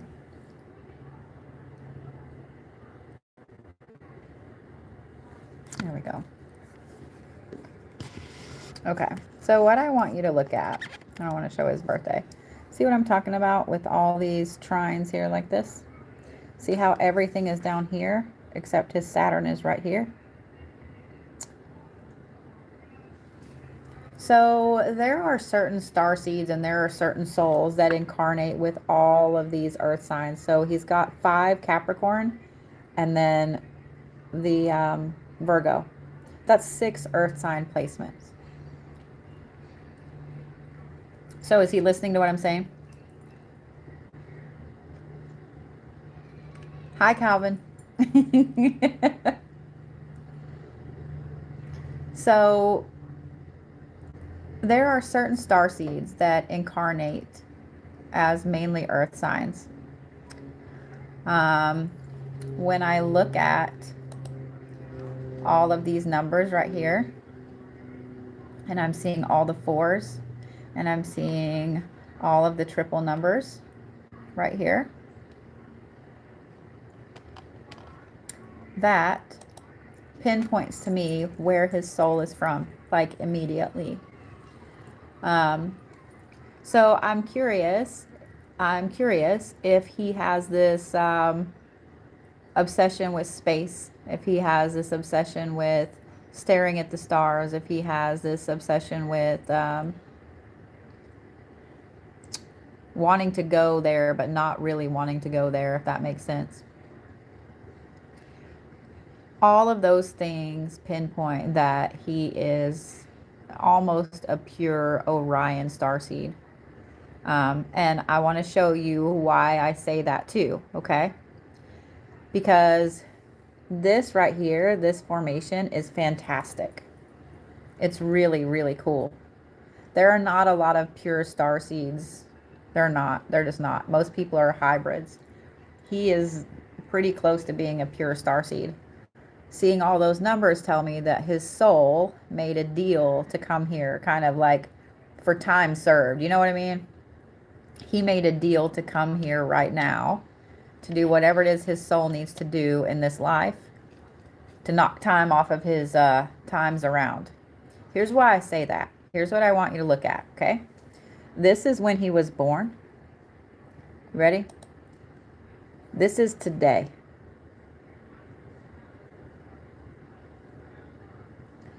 Everything is lining up karmically here. Everything is lining up with his moon here. I mean, that's insane. So, that's why I wanted to show you. That's why I wanted to show you that when he was born and now. You have a very intelligent, very deep thinking kid. He sees so much in the universe that he can't words. He sees so many synchronicities. He sees so many things that he can't explain. His soul knows, but he can't explain them. Part of it is we don't have the words. We don't have the right words for these things, but he knows. I'm sure by now you probably already learned to listen when he says, hey, I just feel like this or this. Because this is amazing to me. This is amazing to me.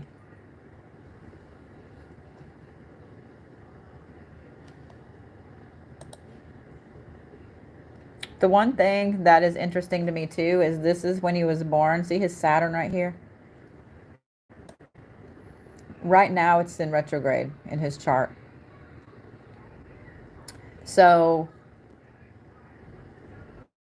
it's almost like he's kind of detached himself a little bit from some of his karma, but all of his other things are in how he sees the world, where he wants to go, his hopes and his dreams, his personal power and communication, and then his Capricorn self moving forward.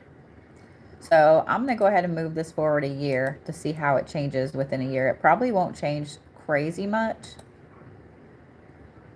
Well, all right then. Did you see that?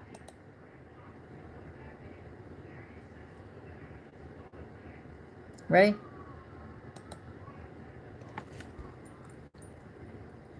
So in a year, seeing this right here, seeing this full on be straight, the moon right between the 9th and the 10th. I don't know if you noticed this, okay, that, and now there's a big X marks the spot. So at this time next year, there's a huge shift that's going to be going on in his life back and forth. There is a huge, huge shift for him this next year. This time next year, going into 2024, it's like he has pinpointed something in his life. I don't know if he makes a decision on this is what I want to do when I get older and he starts to move forward with it or what, but that is a big, huge shift. He full on shifts into who his soul is supposed to be.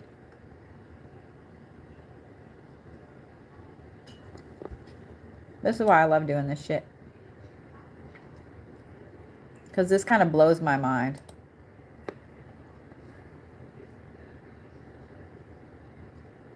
And look at the spacing down here.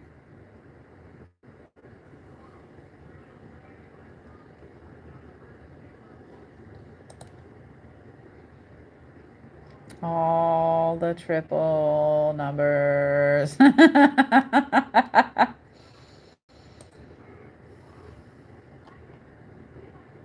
Yep. So this is a year from now. Extremely grounded in who he is and where he's going. And I love that these two are perfectly even. His intellectual and logical way of thinking, plus his intuition and his emotion sensitivities, his drive to move forward. Over half his chart in a year is cardinal signs. He literally gains his focus. I mean, he absolutely gains his focus. So not only does he gain his focus, but the universe really just puts him in a place where it's like up to now, he's been walking the exact path that the universe and his soul needed him to walk. Like, I would bet that he does things in a very specific way. And if they get off of that way, he has mental like meltdown over it. I completely understand that because I do the same thing. Things have to be a certain way. I'm learning to let go of that a little bit, but in fact, I can tell you exactly. I'll tell you what month that shift is. Oh wait, hang on. Okay. I'll tell you exactly what month that shift is.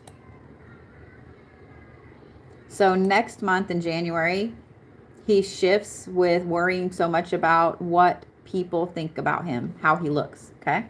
That moon being connected with his Pluto.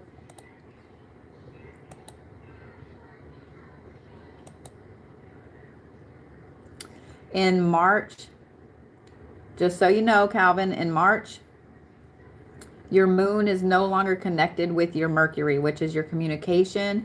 And so March is going to be one of those months where your words don't work correctly. You can't words the things you need to.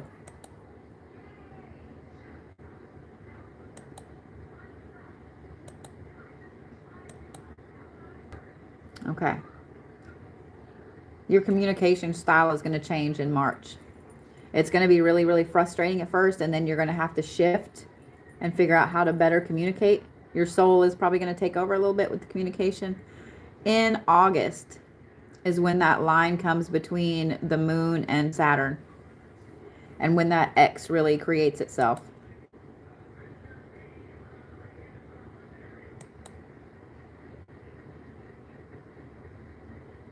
In October, your communication goes back through the roof. So it's going to take you a bit to figure out how your soul communicates a little better, just so you know. Once it kind of goes away, it's going to take you a little bit to get it back. But that's not a bad thing. Sometimes when our soul has to learn to communicate in the way that it's supposed to, it can be hard. Like, it can be really hard. But Tiffany, and Calvin too, look up the traits of an Orion starseed.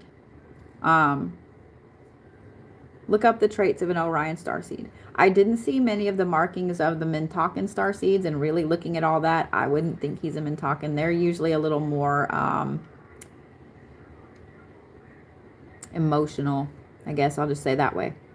But the traits of the Orion starseeds, I would bet he fits them to a fucking T. But you were given a very, very special soul to care for, protect. That makes sense. He has a lot of really big things his soul has to accomplish here. That's part of making that deal. He has a lot of massive things that his soul has to accomplish here. So when he's a workaholic and he's so driven that he doesn't really have a lot of friends, he doesn't have a lot of social life, he doesn't, all of that stuff, it's for a reason. It's for a reason. Yeah, it's for a reason. And I will just say this. Um, it also tells me that you've been through a ton of shit in your life to be handed a soul like that. It tells me that you're an amazingly strong person, that you have a very, very strong backbone, a very strong will. Um, it also tells me that you are an absolute mama bear, that you will burn the world down if anybody attacks your kid or even thinks about it. Like, you will napalm the universe over it. People that are given souls like this to care for, their life is not easy. Their life is not easy. It was never easy. So, oh, I have yours to do too. Well, I'm glad I got to do Calvin. Dude, that's awesome. It's nice to meet you, Calvin. Oh, so you have a birthday just in a couple days, don't you? Well, happy birthday. Happy birthday, my fellow Capricorn. I understand that on a very deep level. Like, I can't remember now, 5 or 6 Capricorn placements, but yeah, I understand that on a very deep level. So yeah. Well, I'm so glad that I got to read for you. Where are you at on my list, Tiffany? Oh, are you on my list from the other day where I didn't get to you in time?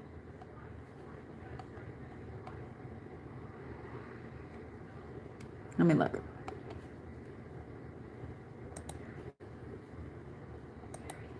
I have like 3 things that I'm like, let me find you. Let me find you.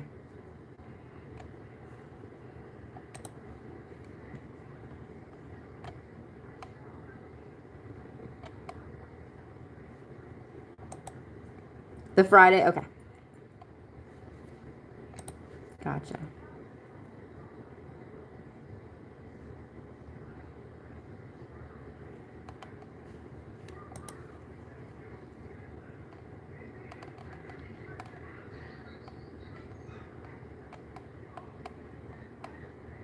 My website is taking forever. There we go. Well, I'll tell you what, since I just did his,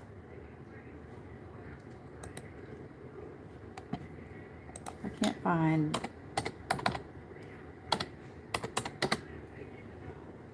There you are.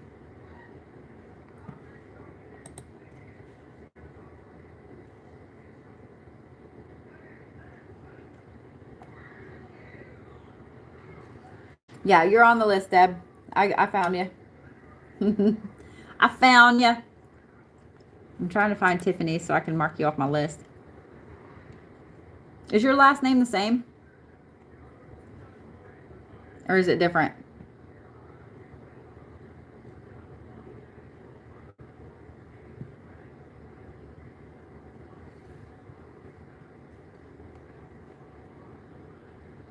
Okay.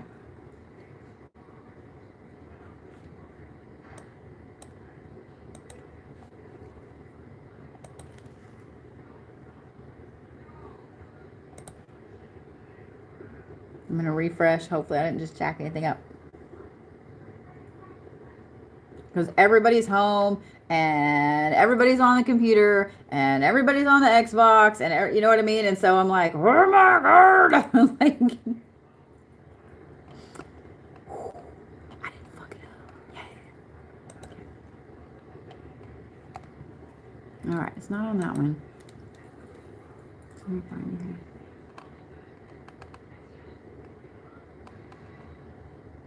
Oh, this is the one I'm on. What the hell? What the hell? Let me close that. Oh, shit.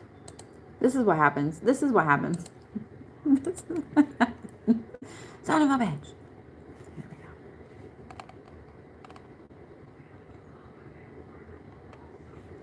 go. Oh my God. Somebody needs to come over and have a chat with my computer. It's pissing me off.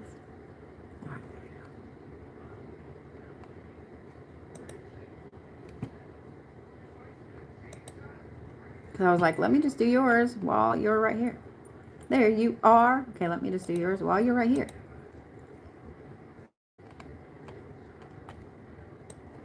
Because I'm curious now. Like, I'm super curious now. So, and since y'all are sitting there right there together, I'm trying not to let my Oklahoman come out too much. It's been bad today. It's been bad today.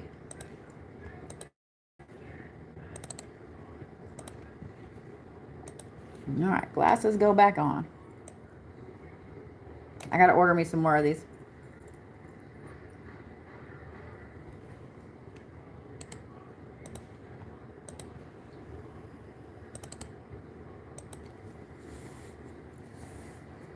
Yeah, right, Bodhi's computer, get your shit together. I actually really like this computer. So I bought a new all-in-one. I guess it was actually about this time last year. It's an HP and it's a touchscreen, and I forget sometimes that it's a touchscreen. And so I'll bump it or something, and I'm like, oh my God, what the fuck is that? Holy goddamn shit. Sorry. Girl, I just pulled up your chart. I'm going to show you yours too. I'm going to show you yours too. Don't look at my floor down there. Don't look at my floor down there. I mean, it's just a bunch of boxes and shit. But. Ready? No, no, not that. Look at that. And look where your moon is exactly like his. Your moon, look at all that.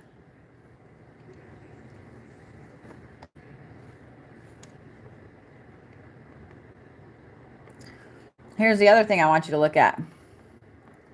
Your Saturn is also in Virgo, just like his. And look at all the things coming up from it.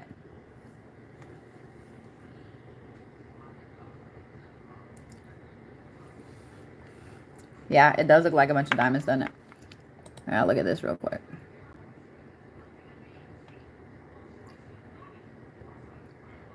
Look at all your triple numbers.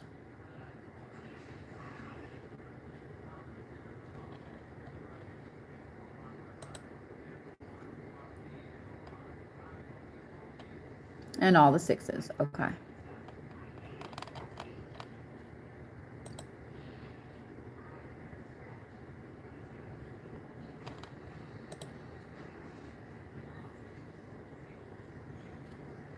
So,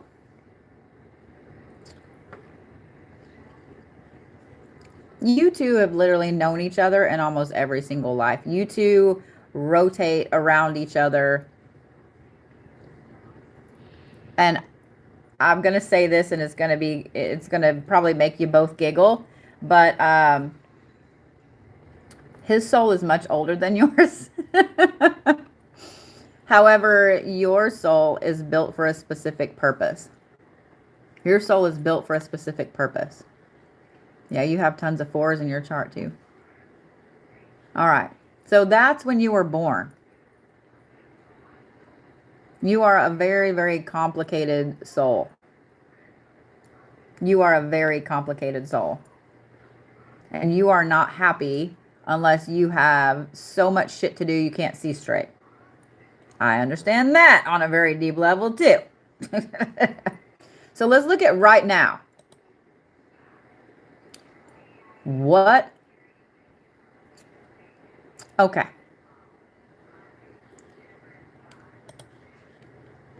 That was when you were born. This is right now today. This is Vesta.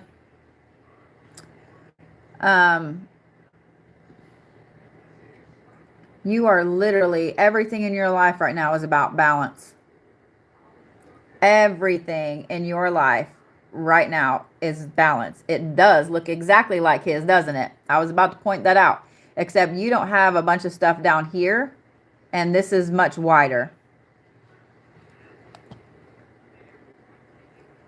I'm really glad I got to read his first.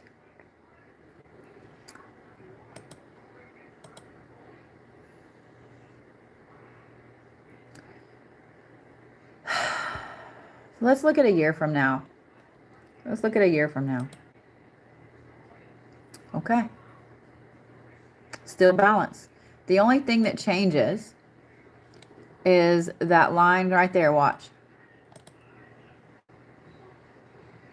And that is your Vesta coming down to your sun and then being in line with your moon. Hang on a minute. Yep, your Saturn. Yep. So, you remember how I said,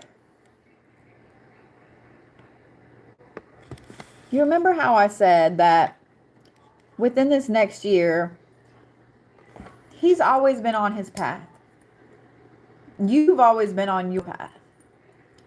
Because all of that complication that you had when you were born, and now it's like, you are very set in your ways. You do things specific ways. So I would bet the two of you butt heads a lot because he has his ways that he's set in and you have your ways that you're set in.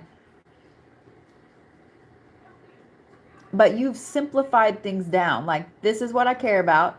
This is what I don't give a fuck about. Your next year is really, really important for you and for him. And I would bet for several other people around you. Like, I would bet you have a lot of very interesting, complicated souls in your life. You are literally the balance. So as he's making all these shifts and all these changes next year and fully getting set on the path that his soul, well, not fully, that he's been set on the path that his soul was supposed to be on, but fully moving into that is, I don't know if you noticed too, but all of that forms like this big protective umbrella. Your whole job is balance. This is why you had that crazy ass complicated chart that you have simplified down. You have brought balance into your own life and stuff moving forward. And I would bet that you strive to have balance right now. Everything has to be even. I would even bet that you like even numbers over odd numbers, like things like that. Everything needs to be balanced and even. So with that being said, your whole job right now is literally balance. You have to be the balance for him. I would bet for other people in your life. You are literally that kind of steel rod. Let me look at when you were born again. Yeah. Because those 4 Leo placements that you have. Being a Leo sun anyway, and what's funny is so much shit in your chart comes down to your sun, is like in line with your sun. Leos are very outgoing. Leos are very dramatic. Leos are very in your face about a lot of things. Capricorns are usually not. They are a little bit when it behooves them to be that way. But Leos are fierce fucking protectors. They are fiercely protective.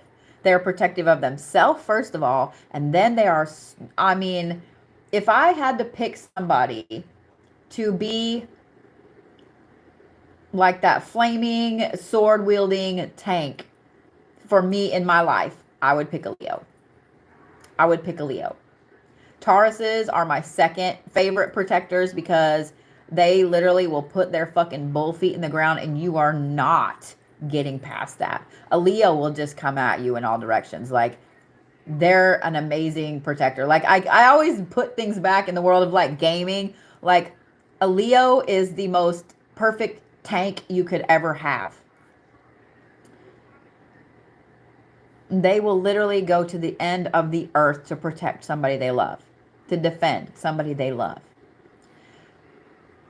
Having your Jupiter there, that is your luck and your personal power in Leo. You also have your divine feminine and your communication in Leo. And all of those things sit in your 3rd and 4th house, which are really important as far as your family, as far as your roots, your foundation, your love, etc. Like you literally were born to be this person. You were born to be who you are right now. And I know that sounds like everybody's like, well, of course I was. Blah, blah, blah. No, no, no. Your soul chose to be in this life right now. In fact, I would not be surprised to find out that your mom had a hard time with you when you were born. More so probably that you were crazy active. She probably had I almost wouldn't be surprised to know that you tried to come early. But I would bet she had a hard time with you as well because of how complicated your chart is. And you needed to be here because if you weren't here, he wouldn't be here. And he needed to be here. Because I would bet that the two of you, you were very active. Yeah. I would bet that the two of you both made deals to come here to cut some time off of that going forward sentence, if that makes sense. So, yeah. Yeah. I'm glad I got to read the both of you. I'm glad everything happens for a reason. And I didn't get to read you the other day. Because, A, the two of you are sitting there together.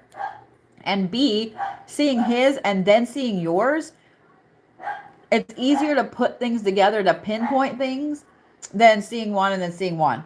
You know what I mean? Does that make sense? Plus, I have so many of these to do that I may not have made the connection with how much yours now looks like his when he was born. You know what I mean? So even though I was pissed and upset that I had to do all of these other reads, I'm not now. I was upset because Sunday my brain started acting up. Everything happens for a reason. Everything happens for a reason. And I'm so glad. I'm so glad I got to do the two of yours together while you're sitting there together. Yeah. What is the show? I started watching it now. I can't remember the name of it. Wheel of Time. Where they have these certain factions. And the magic wielders, the women who are magic wielders, they all have a protector that is assigned to them. And they're like soul bound together, etc. That's exactly how the two of you are. It's exactly how the two of you are. It's exactly how the two of you are. I'm so glad I got to read yours at the same time. I'm so glad. Make sure I mark you off my list. Okay. So that way I know I did yours. So yeah. Okay. You want to know something really funny too? Before I started my live, I was telling Sass, I was like, all right, like I've got to not jabber my jaws and I've got to like bust through some stuff and get things done. Look what I'm doing. Blah, blah, blah, blah. Blah, blah, blah, blah, blah, blah. Words and words. You're welcome so much. Hey, Jeff, how are you, love?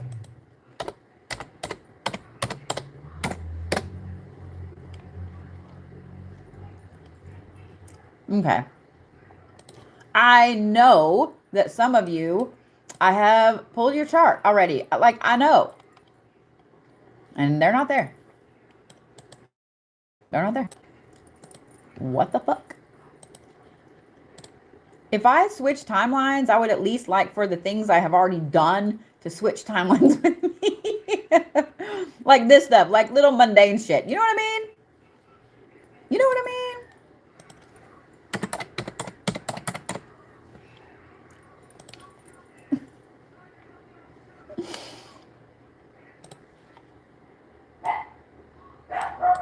All right. Phoenix, I'm doing yours.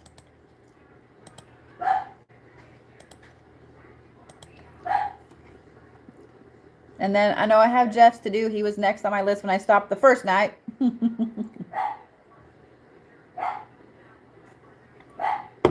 Yeah, Sass is always here. Oh, you're welcome, Connie.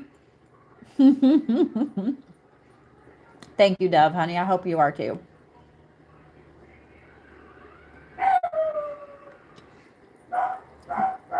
And there's the dog barking again. Oh, what I'm usually drinking. Liquid death. I've always got one sitting here. I have a problem. And I've got my charcuterie board. Yep.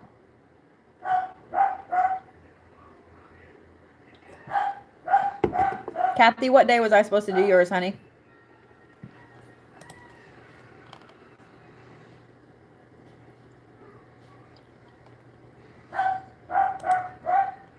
Let me look. Oh wait, I did Lee's. So Lee, Miss Shirley, got kind of a special one because she so I haven't gotten any of my Sunday ones done yet, Kathy, honey. She got kind of a special one. I did like a little video, which I may have to do for you guys. Just do a little individual video and tag you in it. Because I at this point have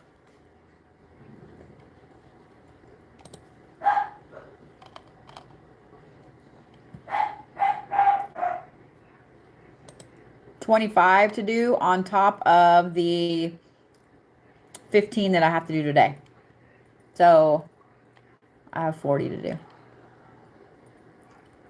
40.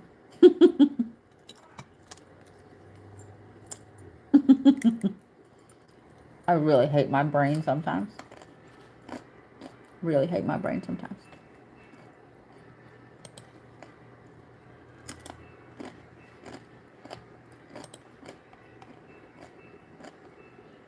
All right.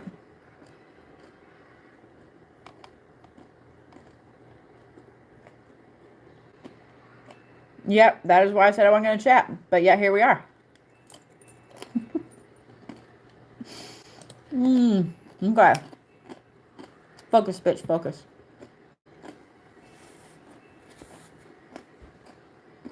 All right. I've got Phoenix pulled up. Phoenix pulled up. Words and things. There's some incense going, yeah. Yeah, as much as I want to take off tonight, and as much as I want to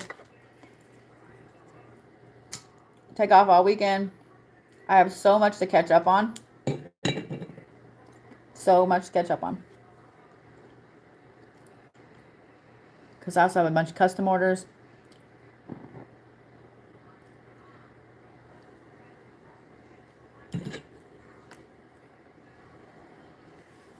Are you shitting me right now?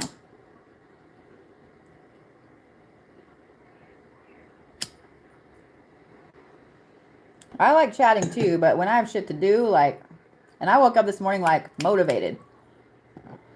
There we go. I was about to get really, really mad. I was like, why are you not lighting? Why are you not lighting, bitch? All right. So one of the things that cracks me up too about having a broken brain is that things change and shift. You don't realize that they're changing and shifting. So when I was born, when I was little, I was left-handed, right? And of course, my parents made me be right-handed because you're not a lefty, don't be a lefty. So I'm pretty ambidextrous. I drive with my left hand. Like, I cannot drive with my right hand hardly at all. It's weird. I have to drive with my left hand. I eat with both hands. Yeah. And I'm getting to where lately where I use my left hand for almost everything. It's really, really weird. It's really weird. Not complaining. It is what it is. All right. Oh, shoot. Hold on just a minute here. Would you guys like to know a secret? I forgot to do something for my son who will be here in just a little bit. But he knuckled down and he worked really, really hard. So my son just got married to this, like, I fucking adore this girl, okay? Allie, she's from Ecuador. She's awesome as shit. So this is her first year that she will have her own Christmas tree in her own house. Like, she was here last year with a host family, but this is her first year to have her tree in her house, okay? And so my son has knuckled down and busted his ass and saved and done all of these things to do something. He's giving it to her for Christmas. That's what I'm printing out right now. He's giving it to her for Christmas. And I don't want to say it just in case she's watching. I don't think she's taking her somewhere for her birthday that she has been dying to go. And I hope he videos giving this to her. So I'm printing out all the things for them right now, for him. So yeah. And it just makes me super happy. It makes me super happy. Aw. Hey, Cryptid. How are you, sweet pea?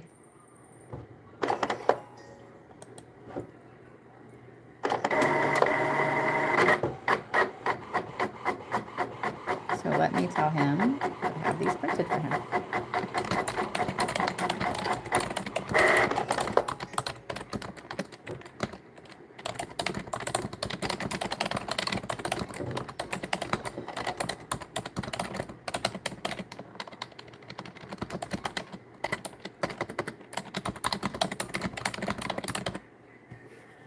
All right. All right. Sorry, it just hit me that like, oh God, he's going to be off work here in a little bit and come by to pick these up. And I didn't print them out. I'm a terrible mom. I'm not a terrible mom. I'm not a terrible mom. All right. Back to Miss Phoenix. All right. So Miss Phoenix has this interesting array. I'm looking at her birth chart of like 2, 2, 2, 2, 2. Hers is more of like a diamond pattern, a big diamond, like on its side diamond pattern. Her divine, wow. Her divine masculine and her divine feminine are both Leo, both in the second house. Ooh. She is very in tune with who she is. Let me pull up my other thing here. I had to close it. She is very in tune with who she is, and you don't fuck around with that at all. So also, with both of those being in the second house, that is her money and her work ethic. And being a Leo, she is either all the way on, like all gung-ho going forward with money and where she wants to go in life, or I don't give a fuck. Like, there's one or the other. There's no, you know what I mean? One or the other. But I love seeing this because everything is in pairs. All right. But 1, 2, 3, 4. You have 4 things in retrograde when you were born. One is your communication. So I like pointing out to you guys that when Mercury is in, I love that the smoke always comes to me. Seriously. Like, it shouldn't be coming directly at me. Like, the heater is even blowing that way. It should be blowing that way. But no, right in my face. The fan is not on. The heater, like the vent, there's no airflow in here, but that fucking heater right there. Y'all see that? Y'all see this shit? Yeah. Okay. Anyway, I digress. I love pointing out to you guys when Mercury is in retrograde in your chart, and here's why. Because a lot of people like freak out with Mercury retrograde. Oh my God, Mercury's in retrograde. But some people are like, wait, Mercury is in retrograde, and it was fantastic for me. Because probably Mercury was in retrograde when you were born. And if that happens, then when Mercury is in retrograde now, you are like on fire. You can communicate better. You can move forward. But like, so yeah. When you guys have something in retrograde when you were born, when it's in retrograde in your life as you go forward, usually things are better for you. So with Phoenix, her Saturn was in retrograde when she was born. So when Saturn is in retrograde, her career, long-term goals, like focus, like boom, she's on it. She's on it. All right, so let's look at now. So I just got these on Amazon. In fact, it was like a 3-pack of them. So I have this pair, I have a clear pair, and then I have a pair that's like silvery flower colors, which I don't know where that pair has gone, and I really like them. It's like silver with pink flowers. But yeah, I love them. Oh, I should not do that. I'm going to make myself throw up. That was not funny. Don't do that again, bitch. Okay. All right. Woo. So Her 10th house and her fourth house are humongous. And they span 2 signs. So the 10th house, like I said, is like the career, the long-term goals, etc. The 4th house, home and foundation, and how you feel about yourself.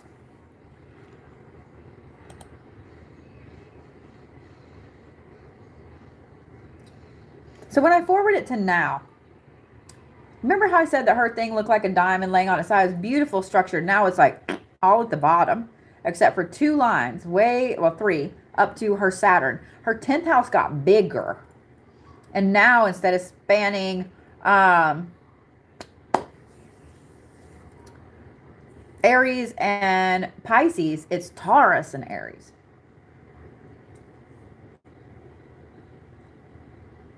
Interesting. Okay. But her Mercury is not in retrograde right now. It's in Libra. A lot of things are balanced, even though everything is down here at the bottom. It looks like, did y'all ever play pickup sticks when you were younger? That's what this looks like.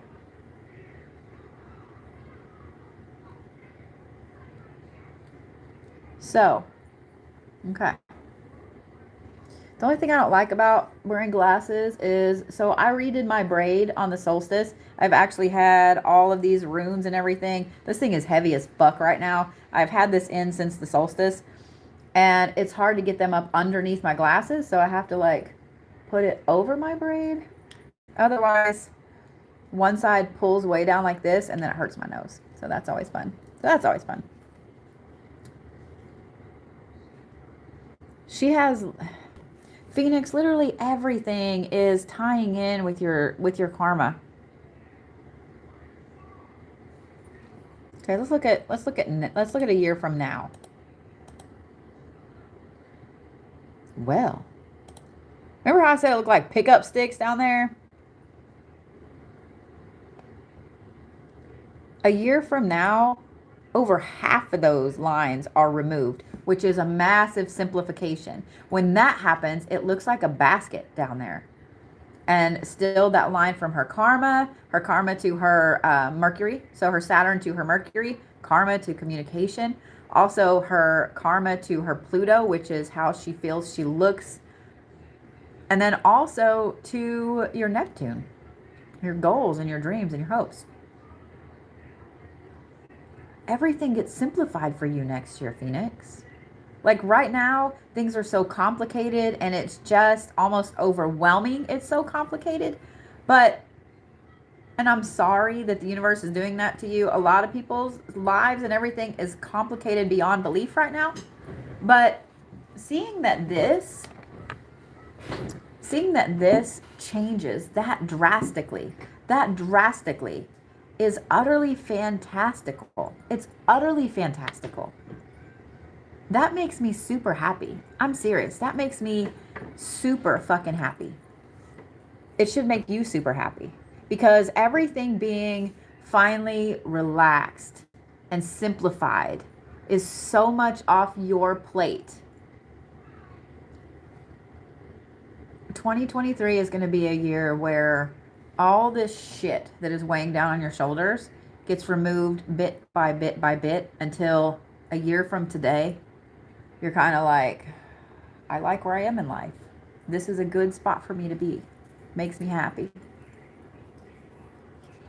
Let me look at one more thing here, Phoenix. This makes me happy too. Your elements are almost, thank you, Miss Christine. Your elements are almost completely even.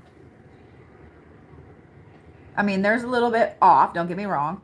Your earth and your air are 26.7, perfectly even. Your fire is 33 and your water is 13. Now, like I said, not completely even, but that's pretty even. That's pretty good. It just means that your intuition doesn't take as much of a forefront at this time next year. I will say though that 60% of your chart at this time next year is cardinal signs, is moving forward. And then 20 and 20, like all of that is like, I love even numbers, immutable and fixed. So with everything being simplified, all of the little tiny mundane crazy ass detailed bullshit that's weighing your shoulders down right now, with all of that being removed, it means that you can finally move forward with the goals that you had in mind. You can finally move forward with your plans and your hopes and your dreams. So that right there, Phoenix, makes me super, super happy. And it should make you super happy as well. It should make you super happy as well. Oh, what did I just do? There we go. All right, Miss Cinda, are you ready? I got you next, girl.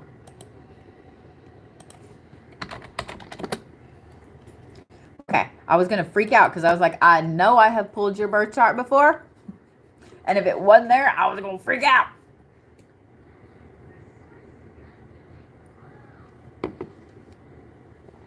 All right, you ready, girl?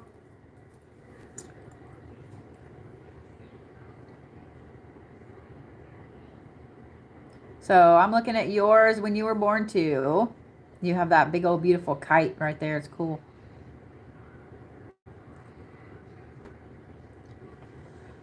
All right, so let's look at you right now.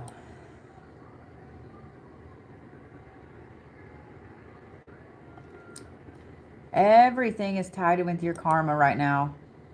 You had a lot of things tied in with your karma when you were born. Your Saturn was in retrograde though when you were born. It's still in retrograde now. Everything is tied in with your karma right now. Your divine masculine, your moon, your divine feminine, your sun. Holy shit. Your Uranus, your Pluto, and the things that aren't directly tied in with your Saturn are tied in with either your sun or your moon. Like everything is so intertwined and tied in together.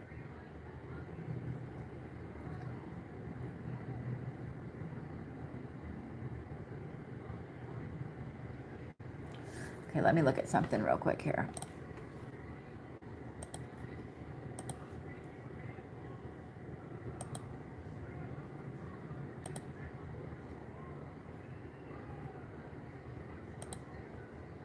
Okay, so the main thing that shifts for you in 2023, your moon right now is in Aquarius. Your moon shifts to Pisces at this time next year. Not only does it shift to Pisces at this time next year, but it shifts to be directly in line, square with your Mercury, with your communication, which is in Sagittarius. So right now, where you have all of this complicated shit going on, it's almost like,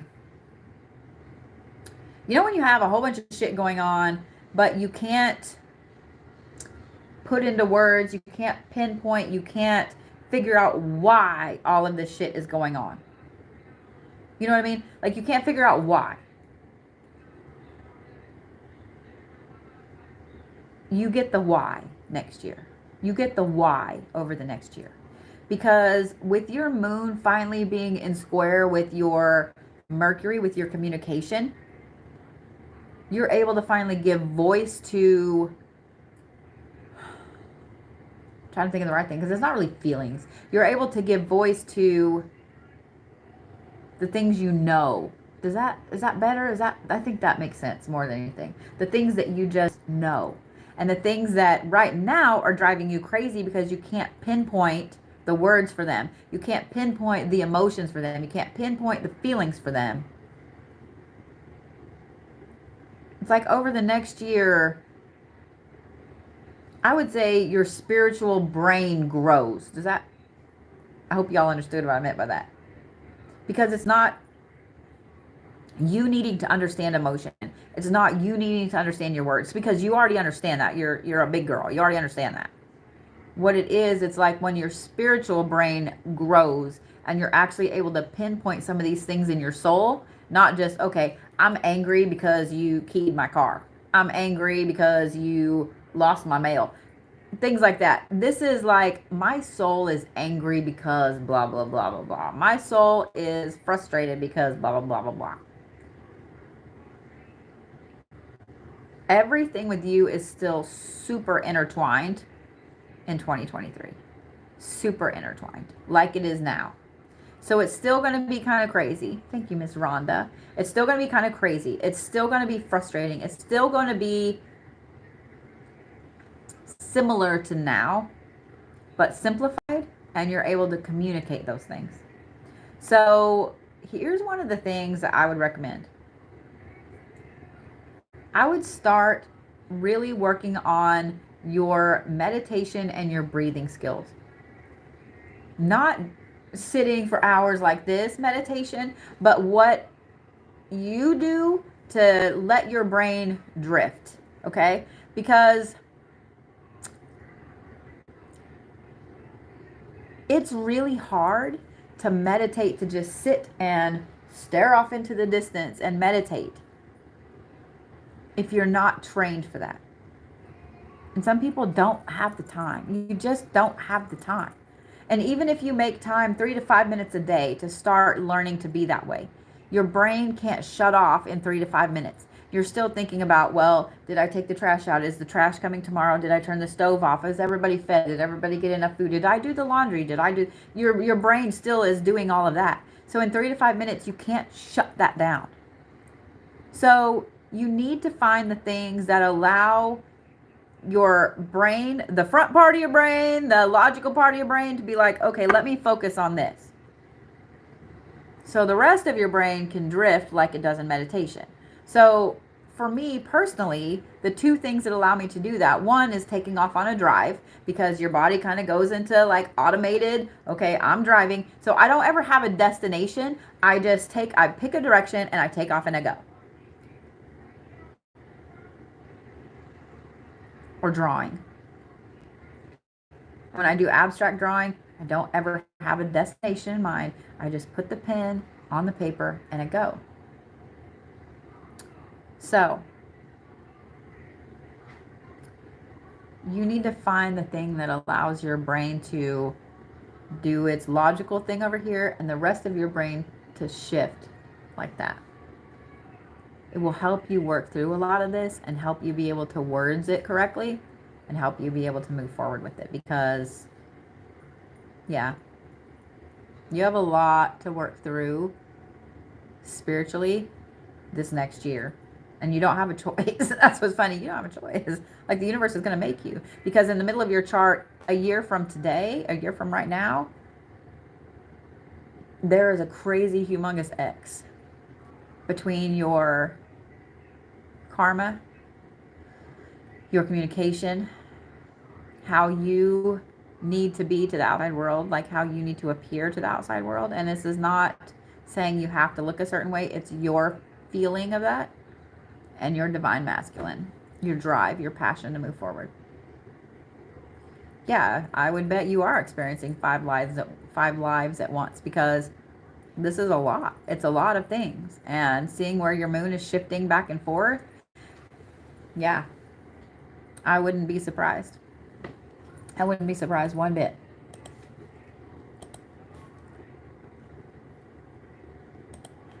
All right, let me get to Miss Tiffany Pena here. I'm pretty sure I have Tiffany's too.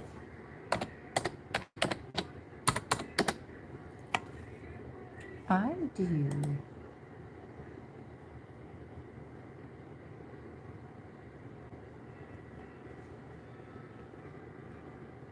I just noticed that he hasn't barked in a while. Winnie. It's pretty bad when you notice when they're not barking, right? All right.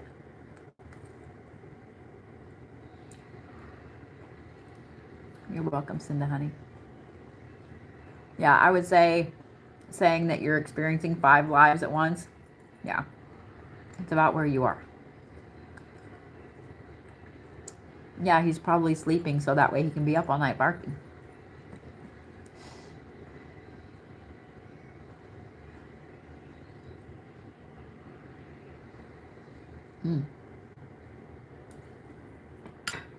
I love me some fresh cherries. All right, Miss Tiffany. Y'all just get to watch me graze as I'm doing all of this.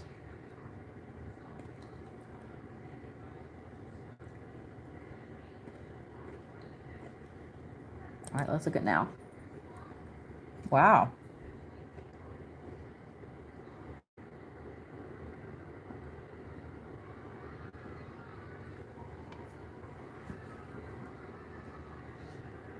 Okay.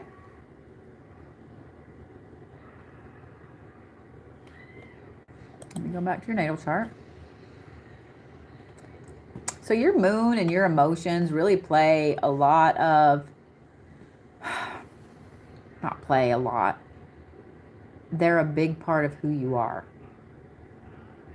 Oh, because you're a Pisces. Okay. All right. That explains.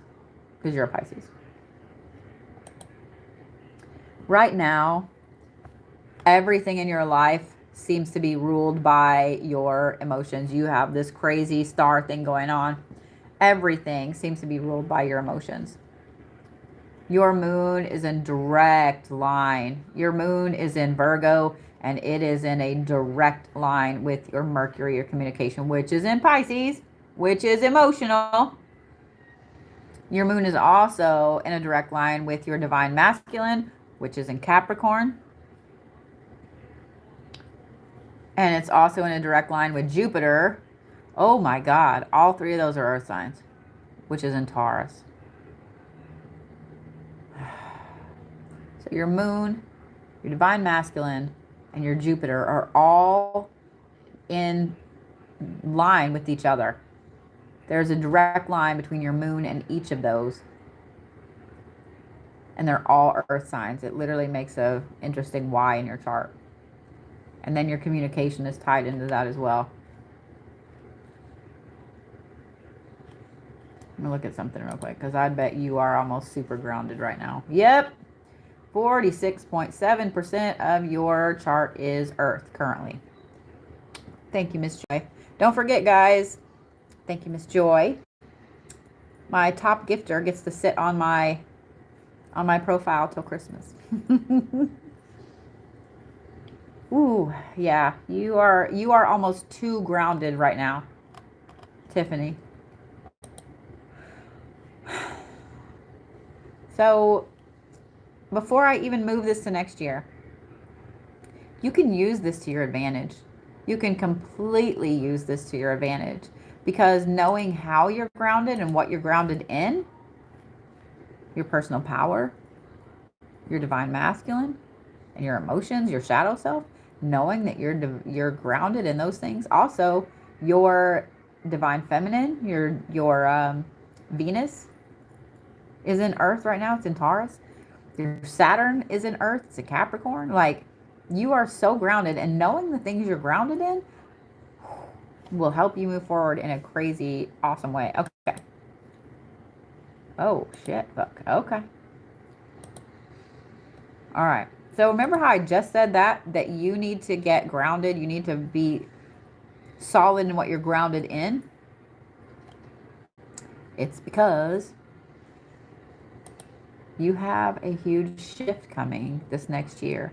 Your moon is going to shift and be square with your Saturn, which is your karma. And your Saturn is still in Earth and Capricorn. Your moon moves over into Libra, meaning that you have got to get comfortable with the stuff that you're grounded in right now. Because when your moon moves over into Libra, that's balance. And when your moon moves into Libra and it's straight in line with your Saturn,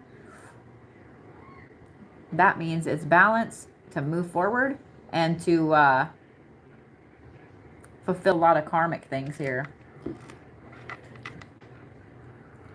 Oh, hey, baby. I'm on a live. I didn't realize I answered the phone. You can come by. I'm just doing reads. You can come by and get your things. I printed them out for you. In fact, I was bragging to everybody. It's gonna be a minute. Okay. All right. Can you just listen for a second? It's gonna be a minute. I really need you to like make some fucking sexy or something. Okay. I will, baby. And I would really like. Well, Are you not feeling good? glass over when I get there. Okay, honey. No, I'm fucking feel like I'm about to die right now. Well, come over and I'll take care of you.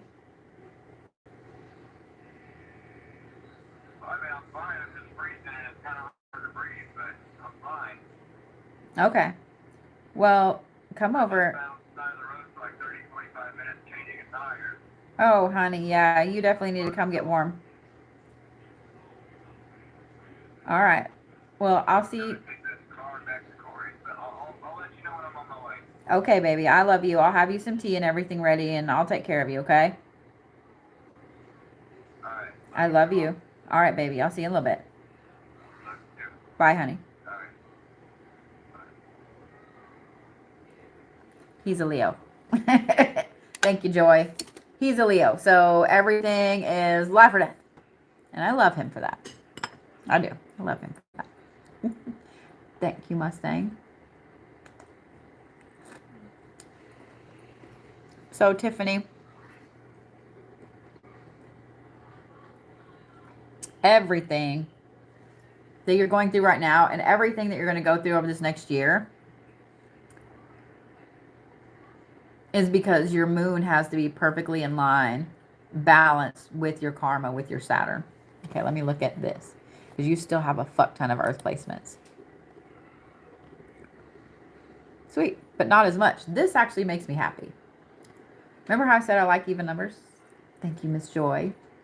Remember how I said I like even numbers? 40% earth, 20% air, 20% water, 20% fire.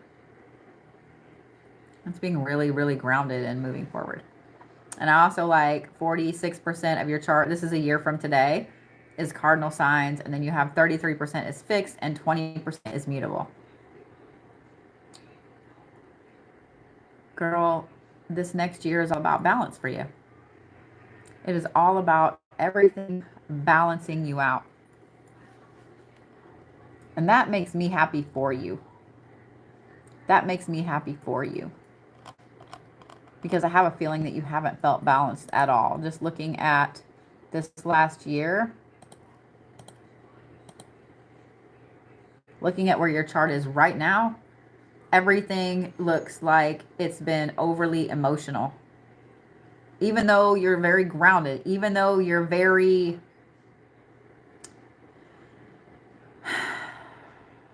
set. It's like everything is emotional and you can't get out of it. Does that make sense? I know a lot of Leos like that are very self-obsessed with themselves. That was redundant. You know what I meant? They're self-obsessed and they only care about themselves. So yeah. Tiffany, it's going to be an interesting year for you, honey. But it's going to be a year of you getting in touch with that grounded aspect of you. It's also you being super grounded in who you are moving forward. And I have a feeling you're probably going to set a firm foot on the path you're supposed to be on going forward into next year. Yeah.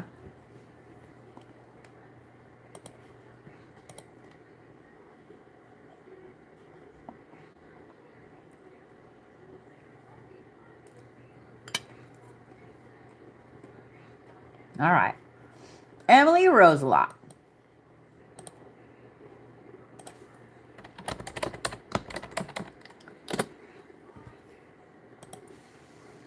So when Brody gets here, I will probably get off here and then I will jump back on after he leaves because even though I'm like, oh yeah, you can just come in and get your stuff. Sometimes I have to baby my baby.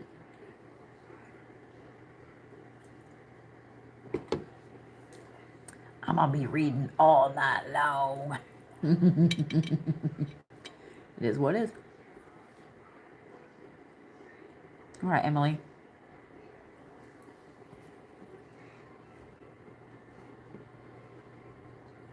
Ooh, girl, your soul is here to learn some deep shit, isn't it?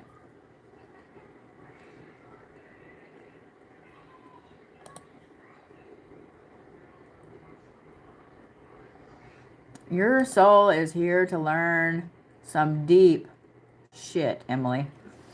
And really, a lot of the deep shit you're learning, because when you were born, like all of your placements are down in these lower houses, which is family and roots and foundation and your health, how you feel about yourself. It's still there. All those placements are still down there. they've shifted a little bit and they're all in triangular right now. But you also have 5 placements in Sagittarius right now, 2 or 3 in Capricorn and 2 in Pisces. And the 2 in Pisces are the ones that right now today are affecting you the most, because it's your moon and your 6th house, which is your health, your fitness, your looking at yourself, how useful you feel. And then your Saturn, which is also in Pisces, but it's in your 7th house. It's just over the line. And that's your relationships, your love, your intimacy, all of those things. So, whoo.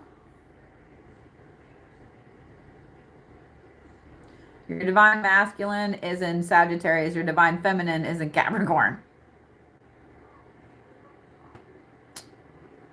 Damn. Let me just say that. Damn. Yeah, your soul is here to learn about all of the things emotionally. Yeah. Yeah. I would bet, especially over this last year, you've had a lot of very intense emotional things happen. Whether it is ups or downs, a lot of intense emotional things happen. So let me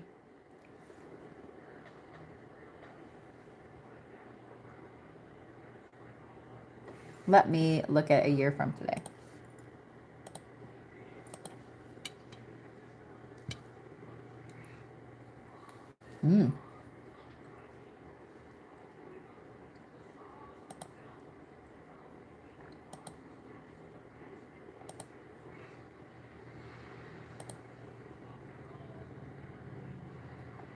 Sorry, I'm moving stuff back and forth, back and forth, back and forth, okay?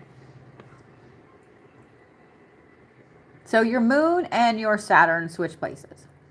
Both are still in Pisces. Both are now in your 7th house, which, like I said, is your marriage, your love, interest, etc. Now, I'm not saying you're going to get married or whatever, but it's also contracts.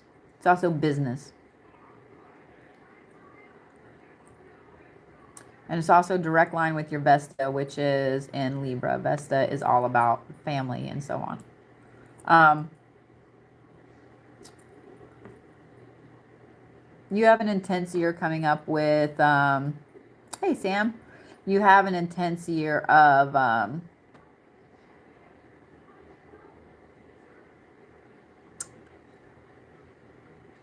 love, of emotion, of family, of foundations. And what sucks is, from what I see here, you're going to be the one that has to bring things into balance for everyone else around you. You still have 5 Sagittarius placements and 3 Capricorn placements.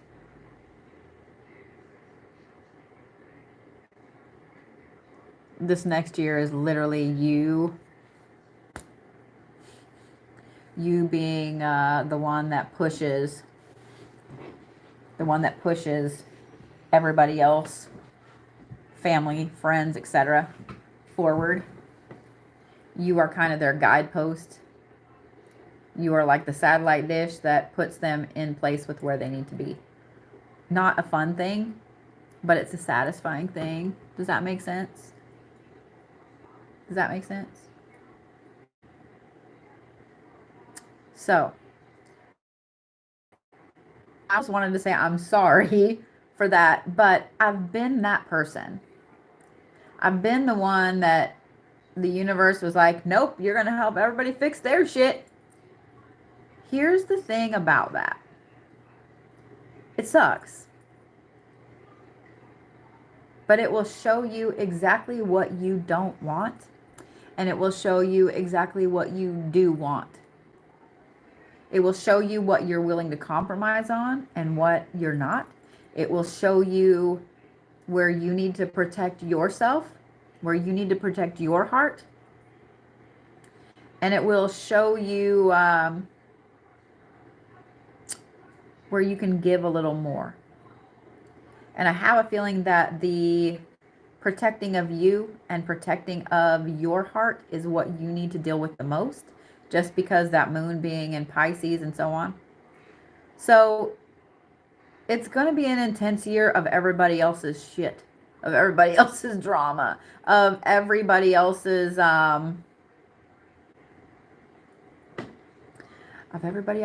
family and love shit.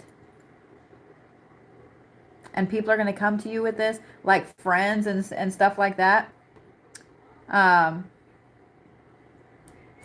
That you're going to get to the point where you're like, why the fuck are you guys all telling me this? Like, I don't want to know this. Why are you coming to me with this shit? But they are. Like, random people are going to seek out, you know, where you are and find you to tell you this shit. So like I said, I'm going to say I'm sorry. I'm going to say I'm sorry.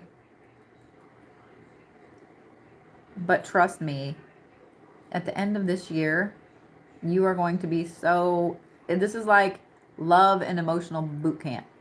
Like hardcore boot camp for you. You are going to be so grounded and so set in what you want, where you're going, etc., that nobody's going to be able to push you off of that path. And being that your Venus is in Capricorn and it stays in Capricorn, you can offer people extremely grounded, intelligent, logical advice for any issue, even if you have never been in that issue. Does that make sense, Emily? That makes sense?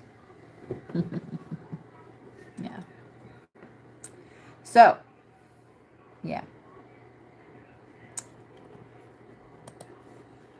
I know you're probably like, that sucks. I don't want to do any of that. I don't want to do any of that. Let me mark off my list here because I'm getting lost. All right.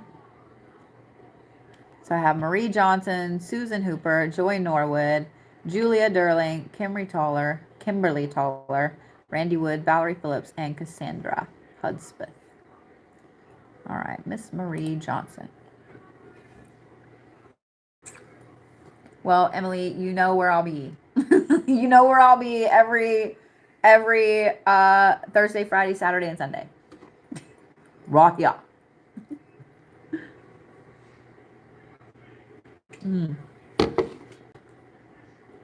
I think I need a cookie.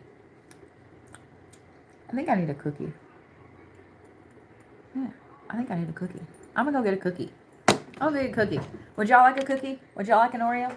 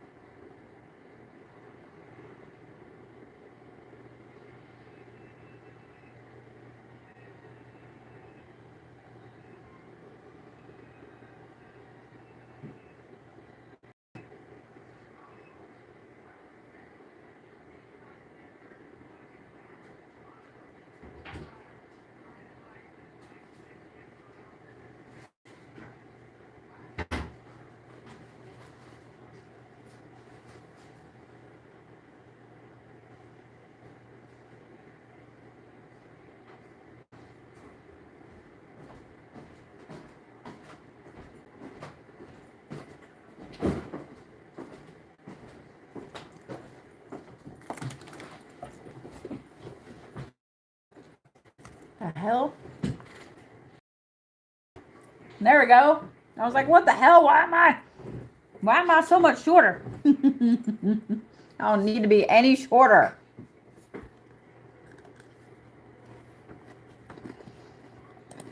All right, Miss Marie.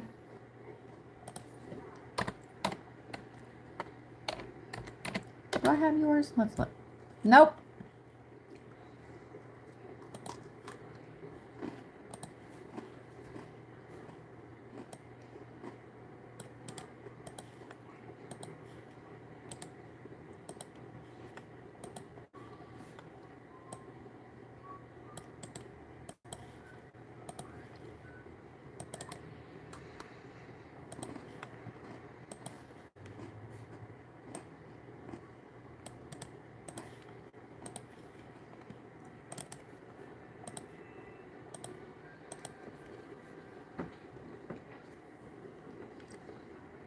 Oh, did you just get a fake me?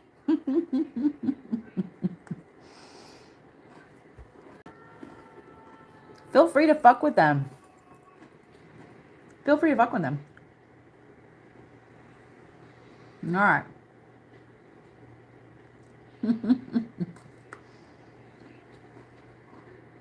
I love that. One of the things I love the most is when they come into my lives. That makes me so happy. I think that is so funny. I'm like, wow, look how cool I am. I'm in 2 places at once.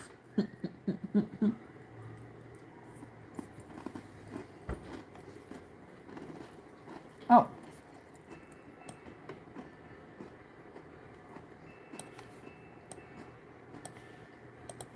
All right, Miss Marie.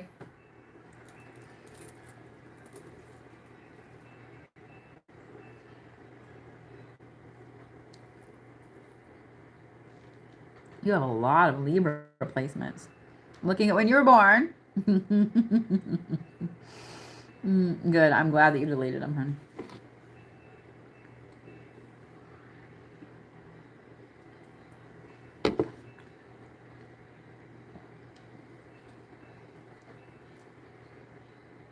All right. You're here to learn a whole bunch about foundations and family and so on.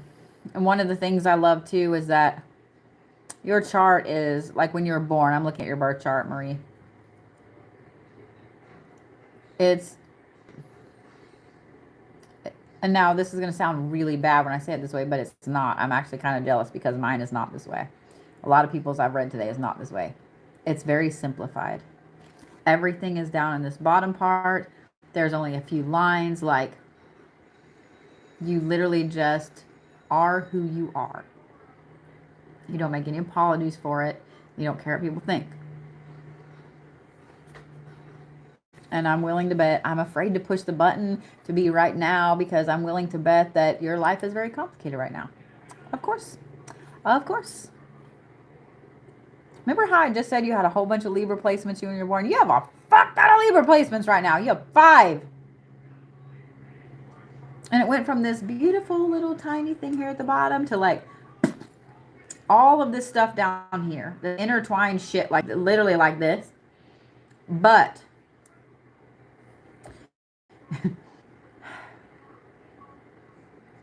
your sun right now is in Virgo, meaning you're very detail oriented, very hard headed.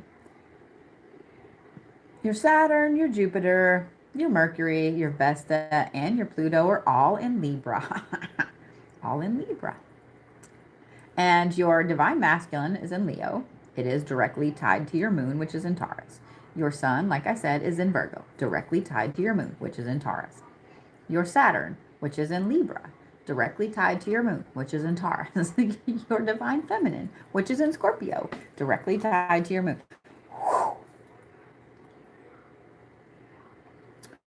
All 4 of those things are affecting your life so deeply right now that it's like your brain cannot stop thinking about what you're doing moving forward and why you're not there yet. What, all the shortcomings in your love life and why things aren't perfect yet. All of the things that affect you on the outside world, you're overanalyzing every single thing. And then your karma. Is this my karma? Is that my karma? Like you're literally overthinking all of these things. And I would bet that you're probably keeping them all to yourself as well. Because you just don't want to tell anybody. You tend to keep everything inside and not tell anybody. All right. So let's look at a year from now. Let's see what changes. Okay. The major thing that changes for you is that your divine feminine, divine masculine, the Mars, your passion, your drive, shifts. Whereas right now it's in direct line with your moon, and it's also in direct line with your divine feminine. Like those things right there are triangular. They're all together. So it's like you constantly have this war in yourself between what you want to do, like your priorities, etc. And then where is and your love. Like you have a war going on. Like, okay, I should just work. No, I should love. No, I should work. No, I should love. So, yeah. This is my ex-husband, meaning my kid probably wants to come over. Give me just a second. Hey, what's up? Okay, I'm home. I'm actually on the live working, but I thought I would call and I figured that's probably why you're calling. So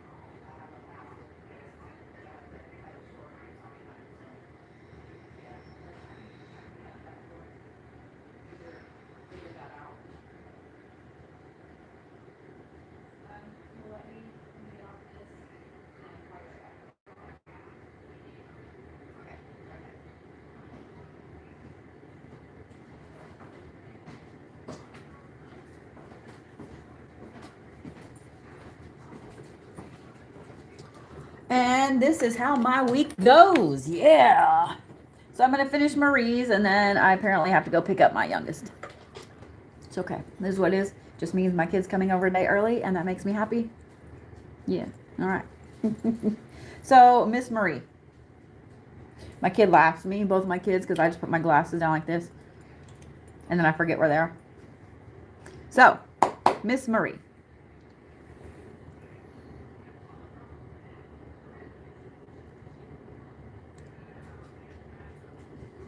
All right. I was like, wow, who was being disrespectful? Hey, thanks for the candy cane, I am. All right, Miss Marie. And the little paw. Like I said, the main thing that changes for you in this next year is your moon shifts. It's still in Taurus, but it shifts. So you're no longer concerned about trying to make your love and your work lives mesh, because they do. This next year, they mesh. They come together how they're supposed to. There's a direct line between your divine masculine, between your Mars and your divine feminine, but it's no longer connected with your moon. The things that are connected with your moon are your sun sign, yourself, what you put out to the world, your karma, your communication, and your Neptune. So you really figure out this next year what you actually want in life, if that makes sense. What you actually want, where you're moving forward, etc. So yeah.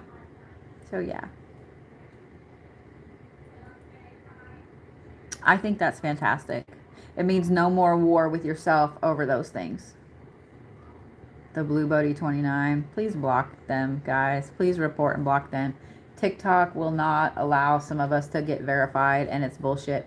I actually have a trademark on the name The Blue Bodie. I've sent that to TikTok. I've sent that to Instagram. They don't give a fuck. They don't give a fuck. So yeah. I know people with millions of followers that can't get verified. And I know people that have 10,000 followers that are verified. Like, explain that to me. Yeah. So, Miss Marie, I hope that helps, because that right there is a huge load off your plate. It is. It's a huge load off your plate. So, that being said, I'm going to go ahead and end my YouTube here. And then I'm going to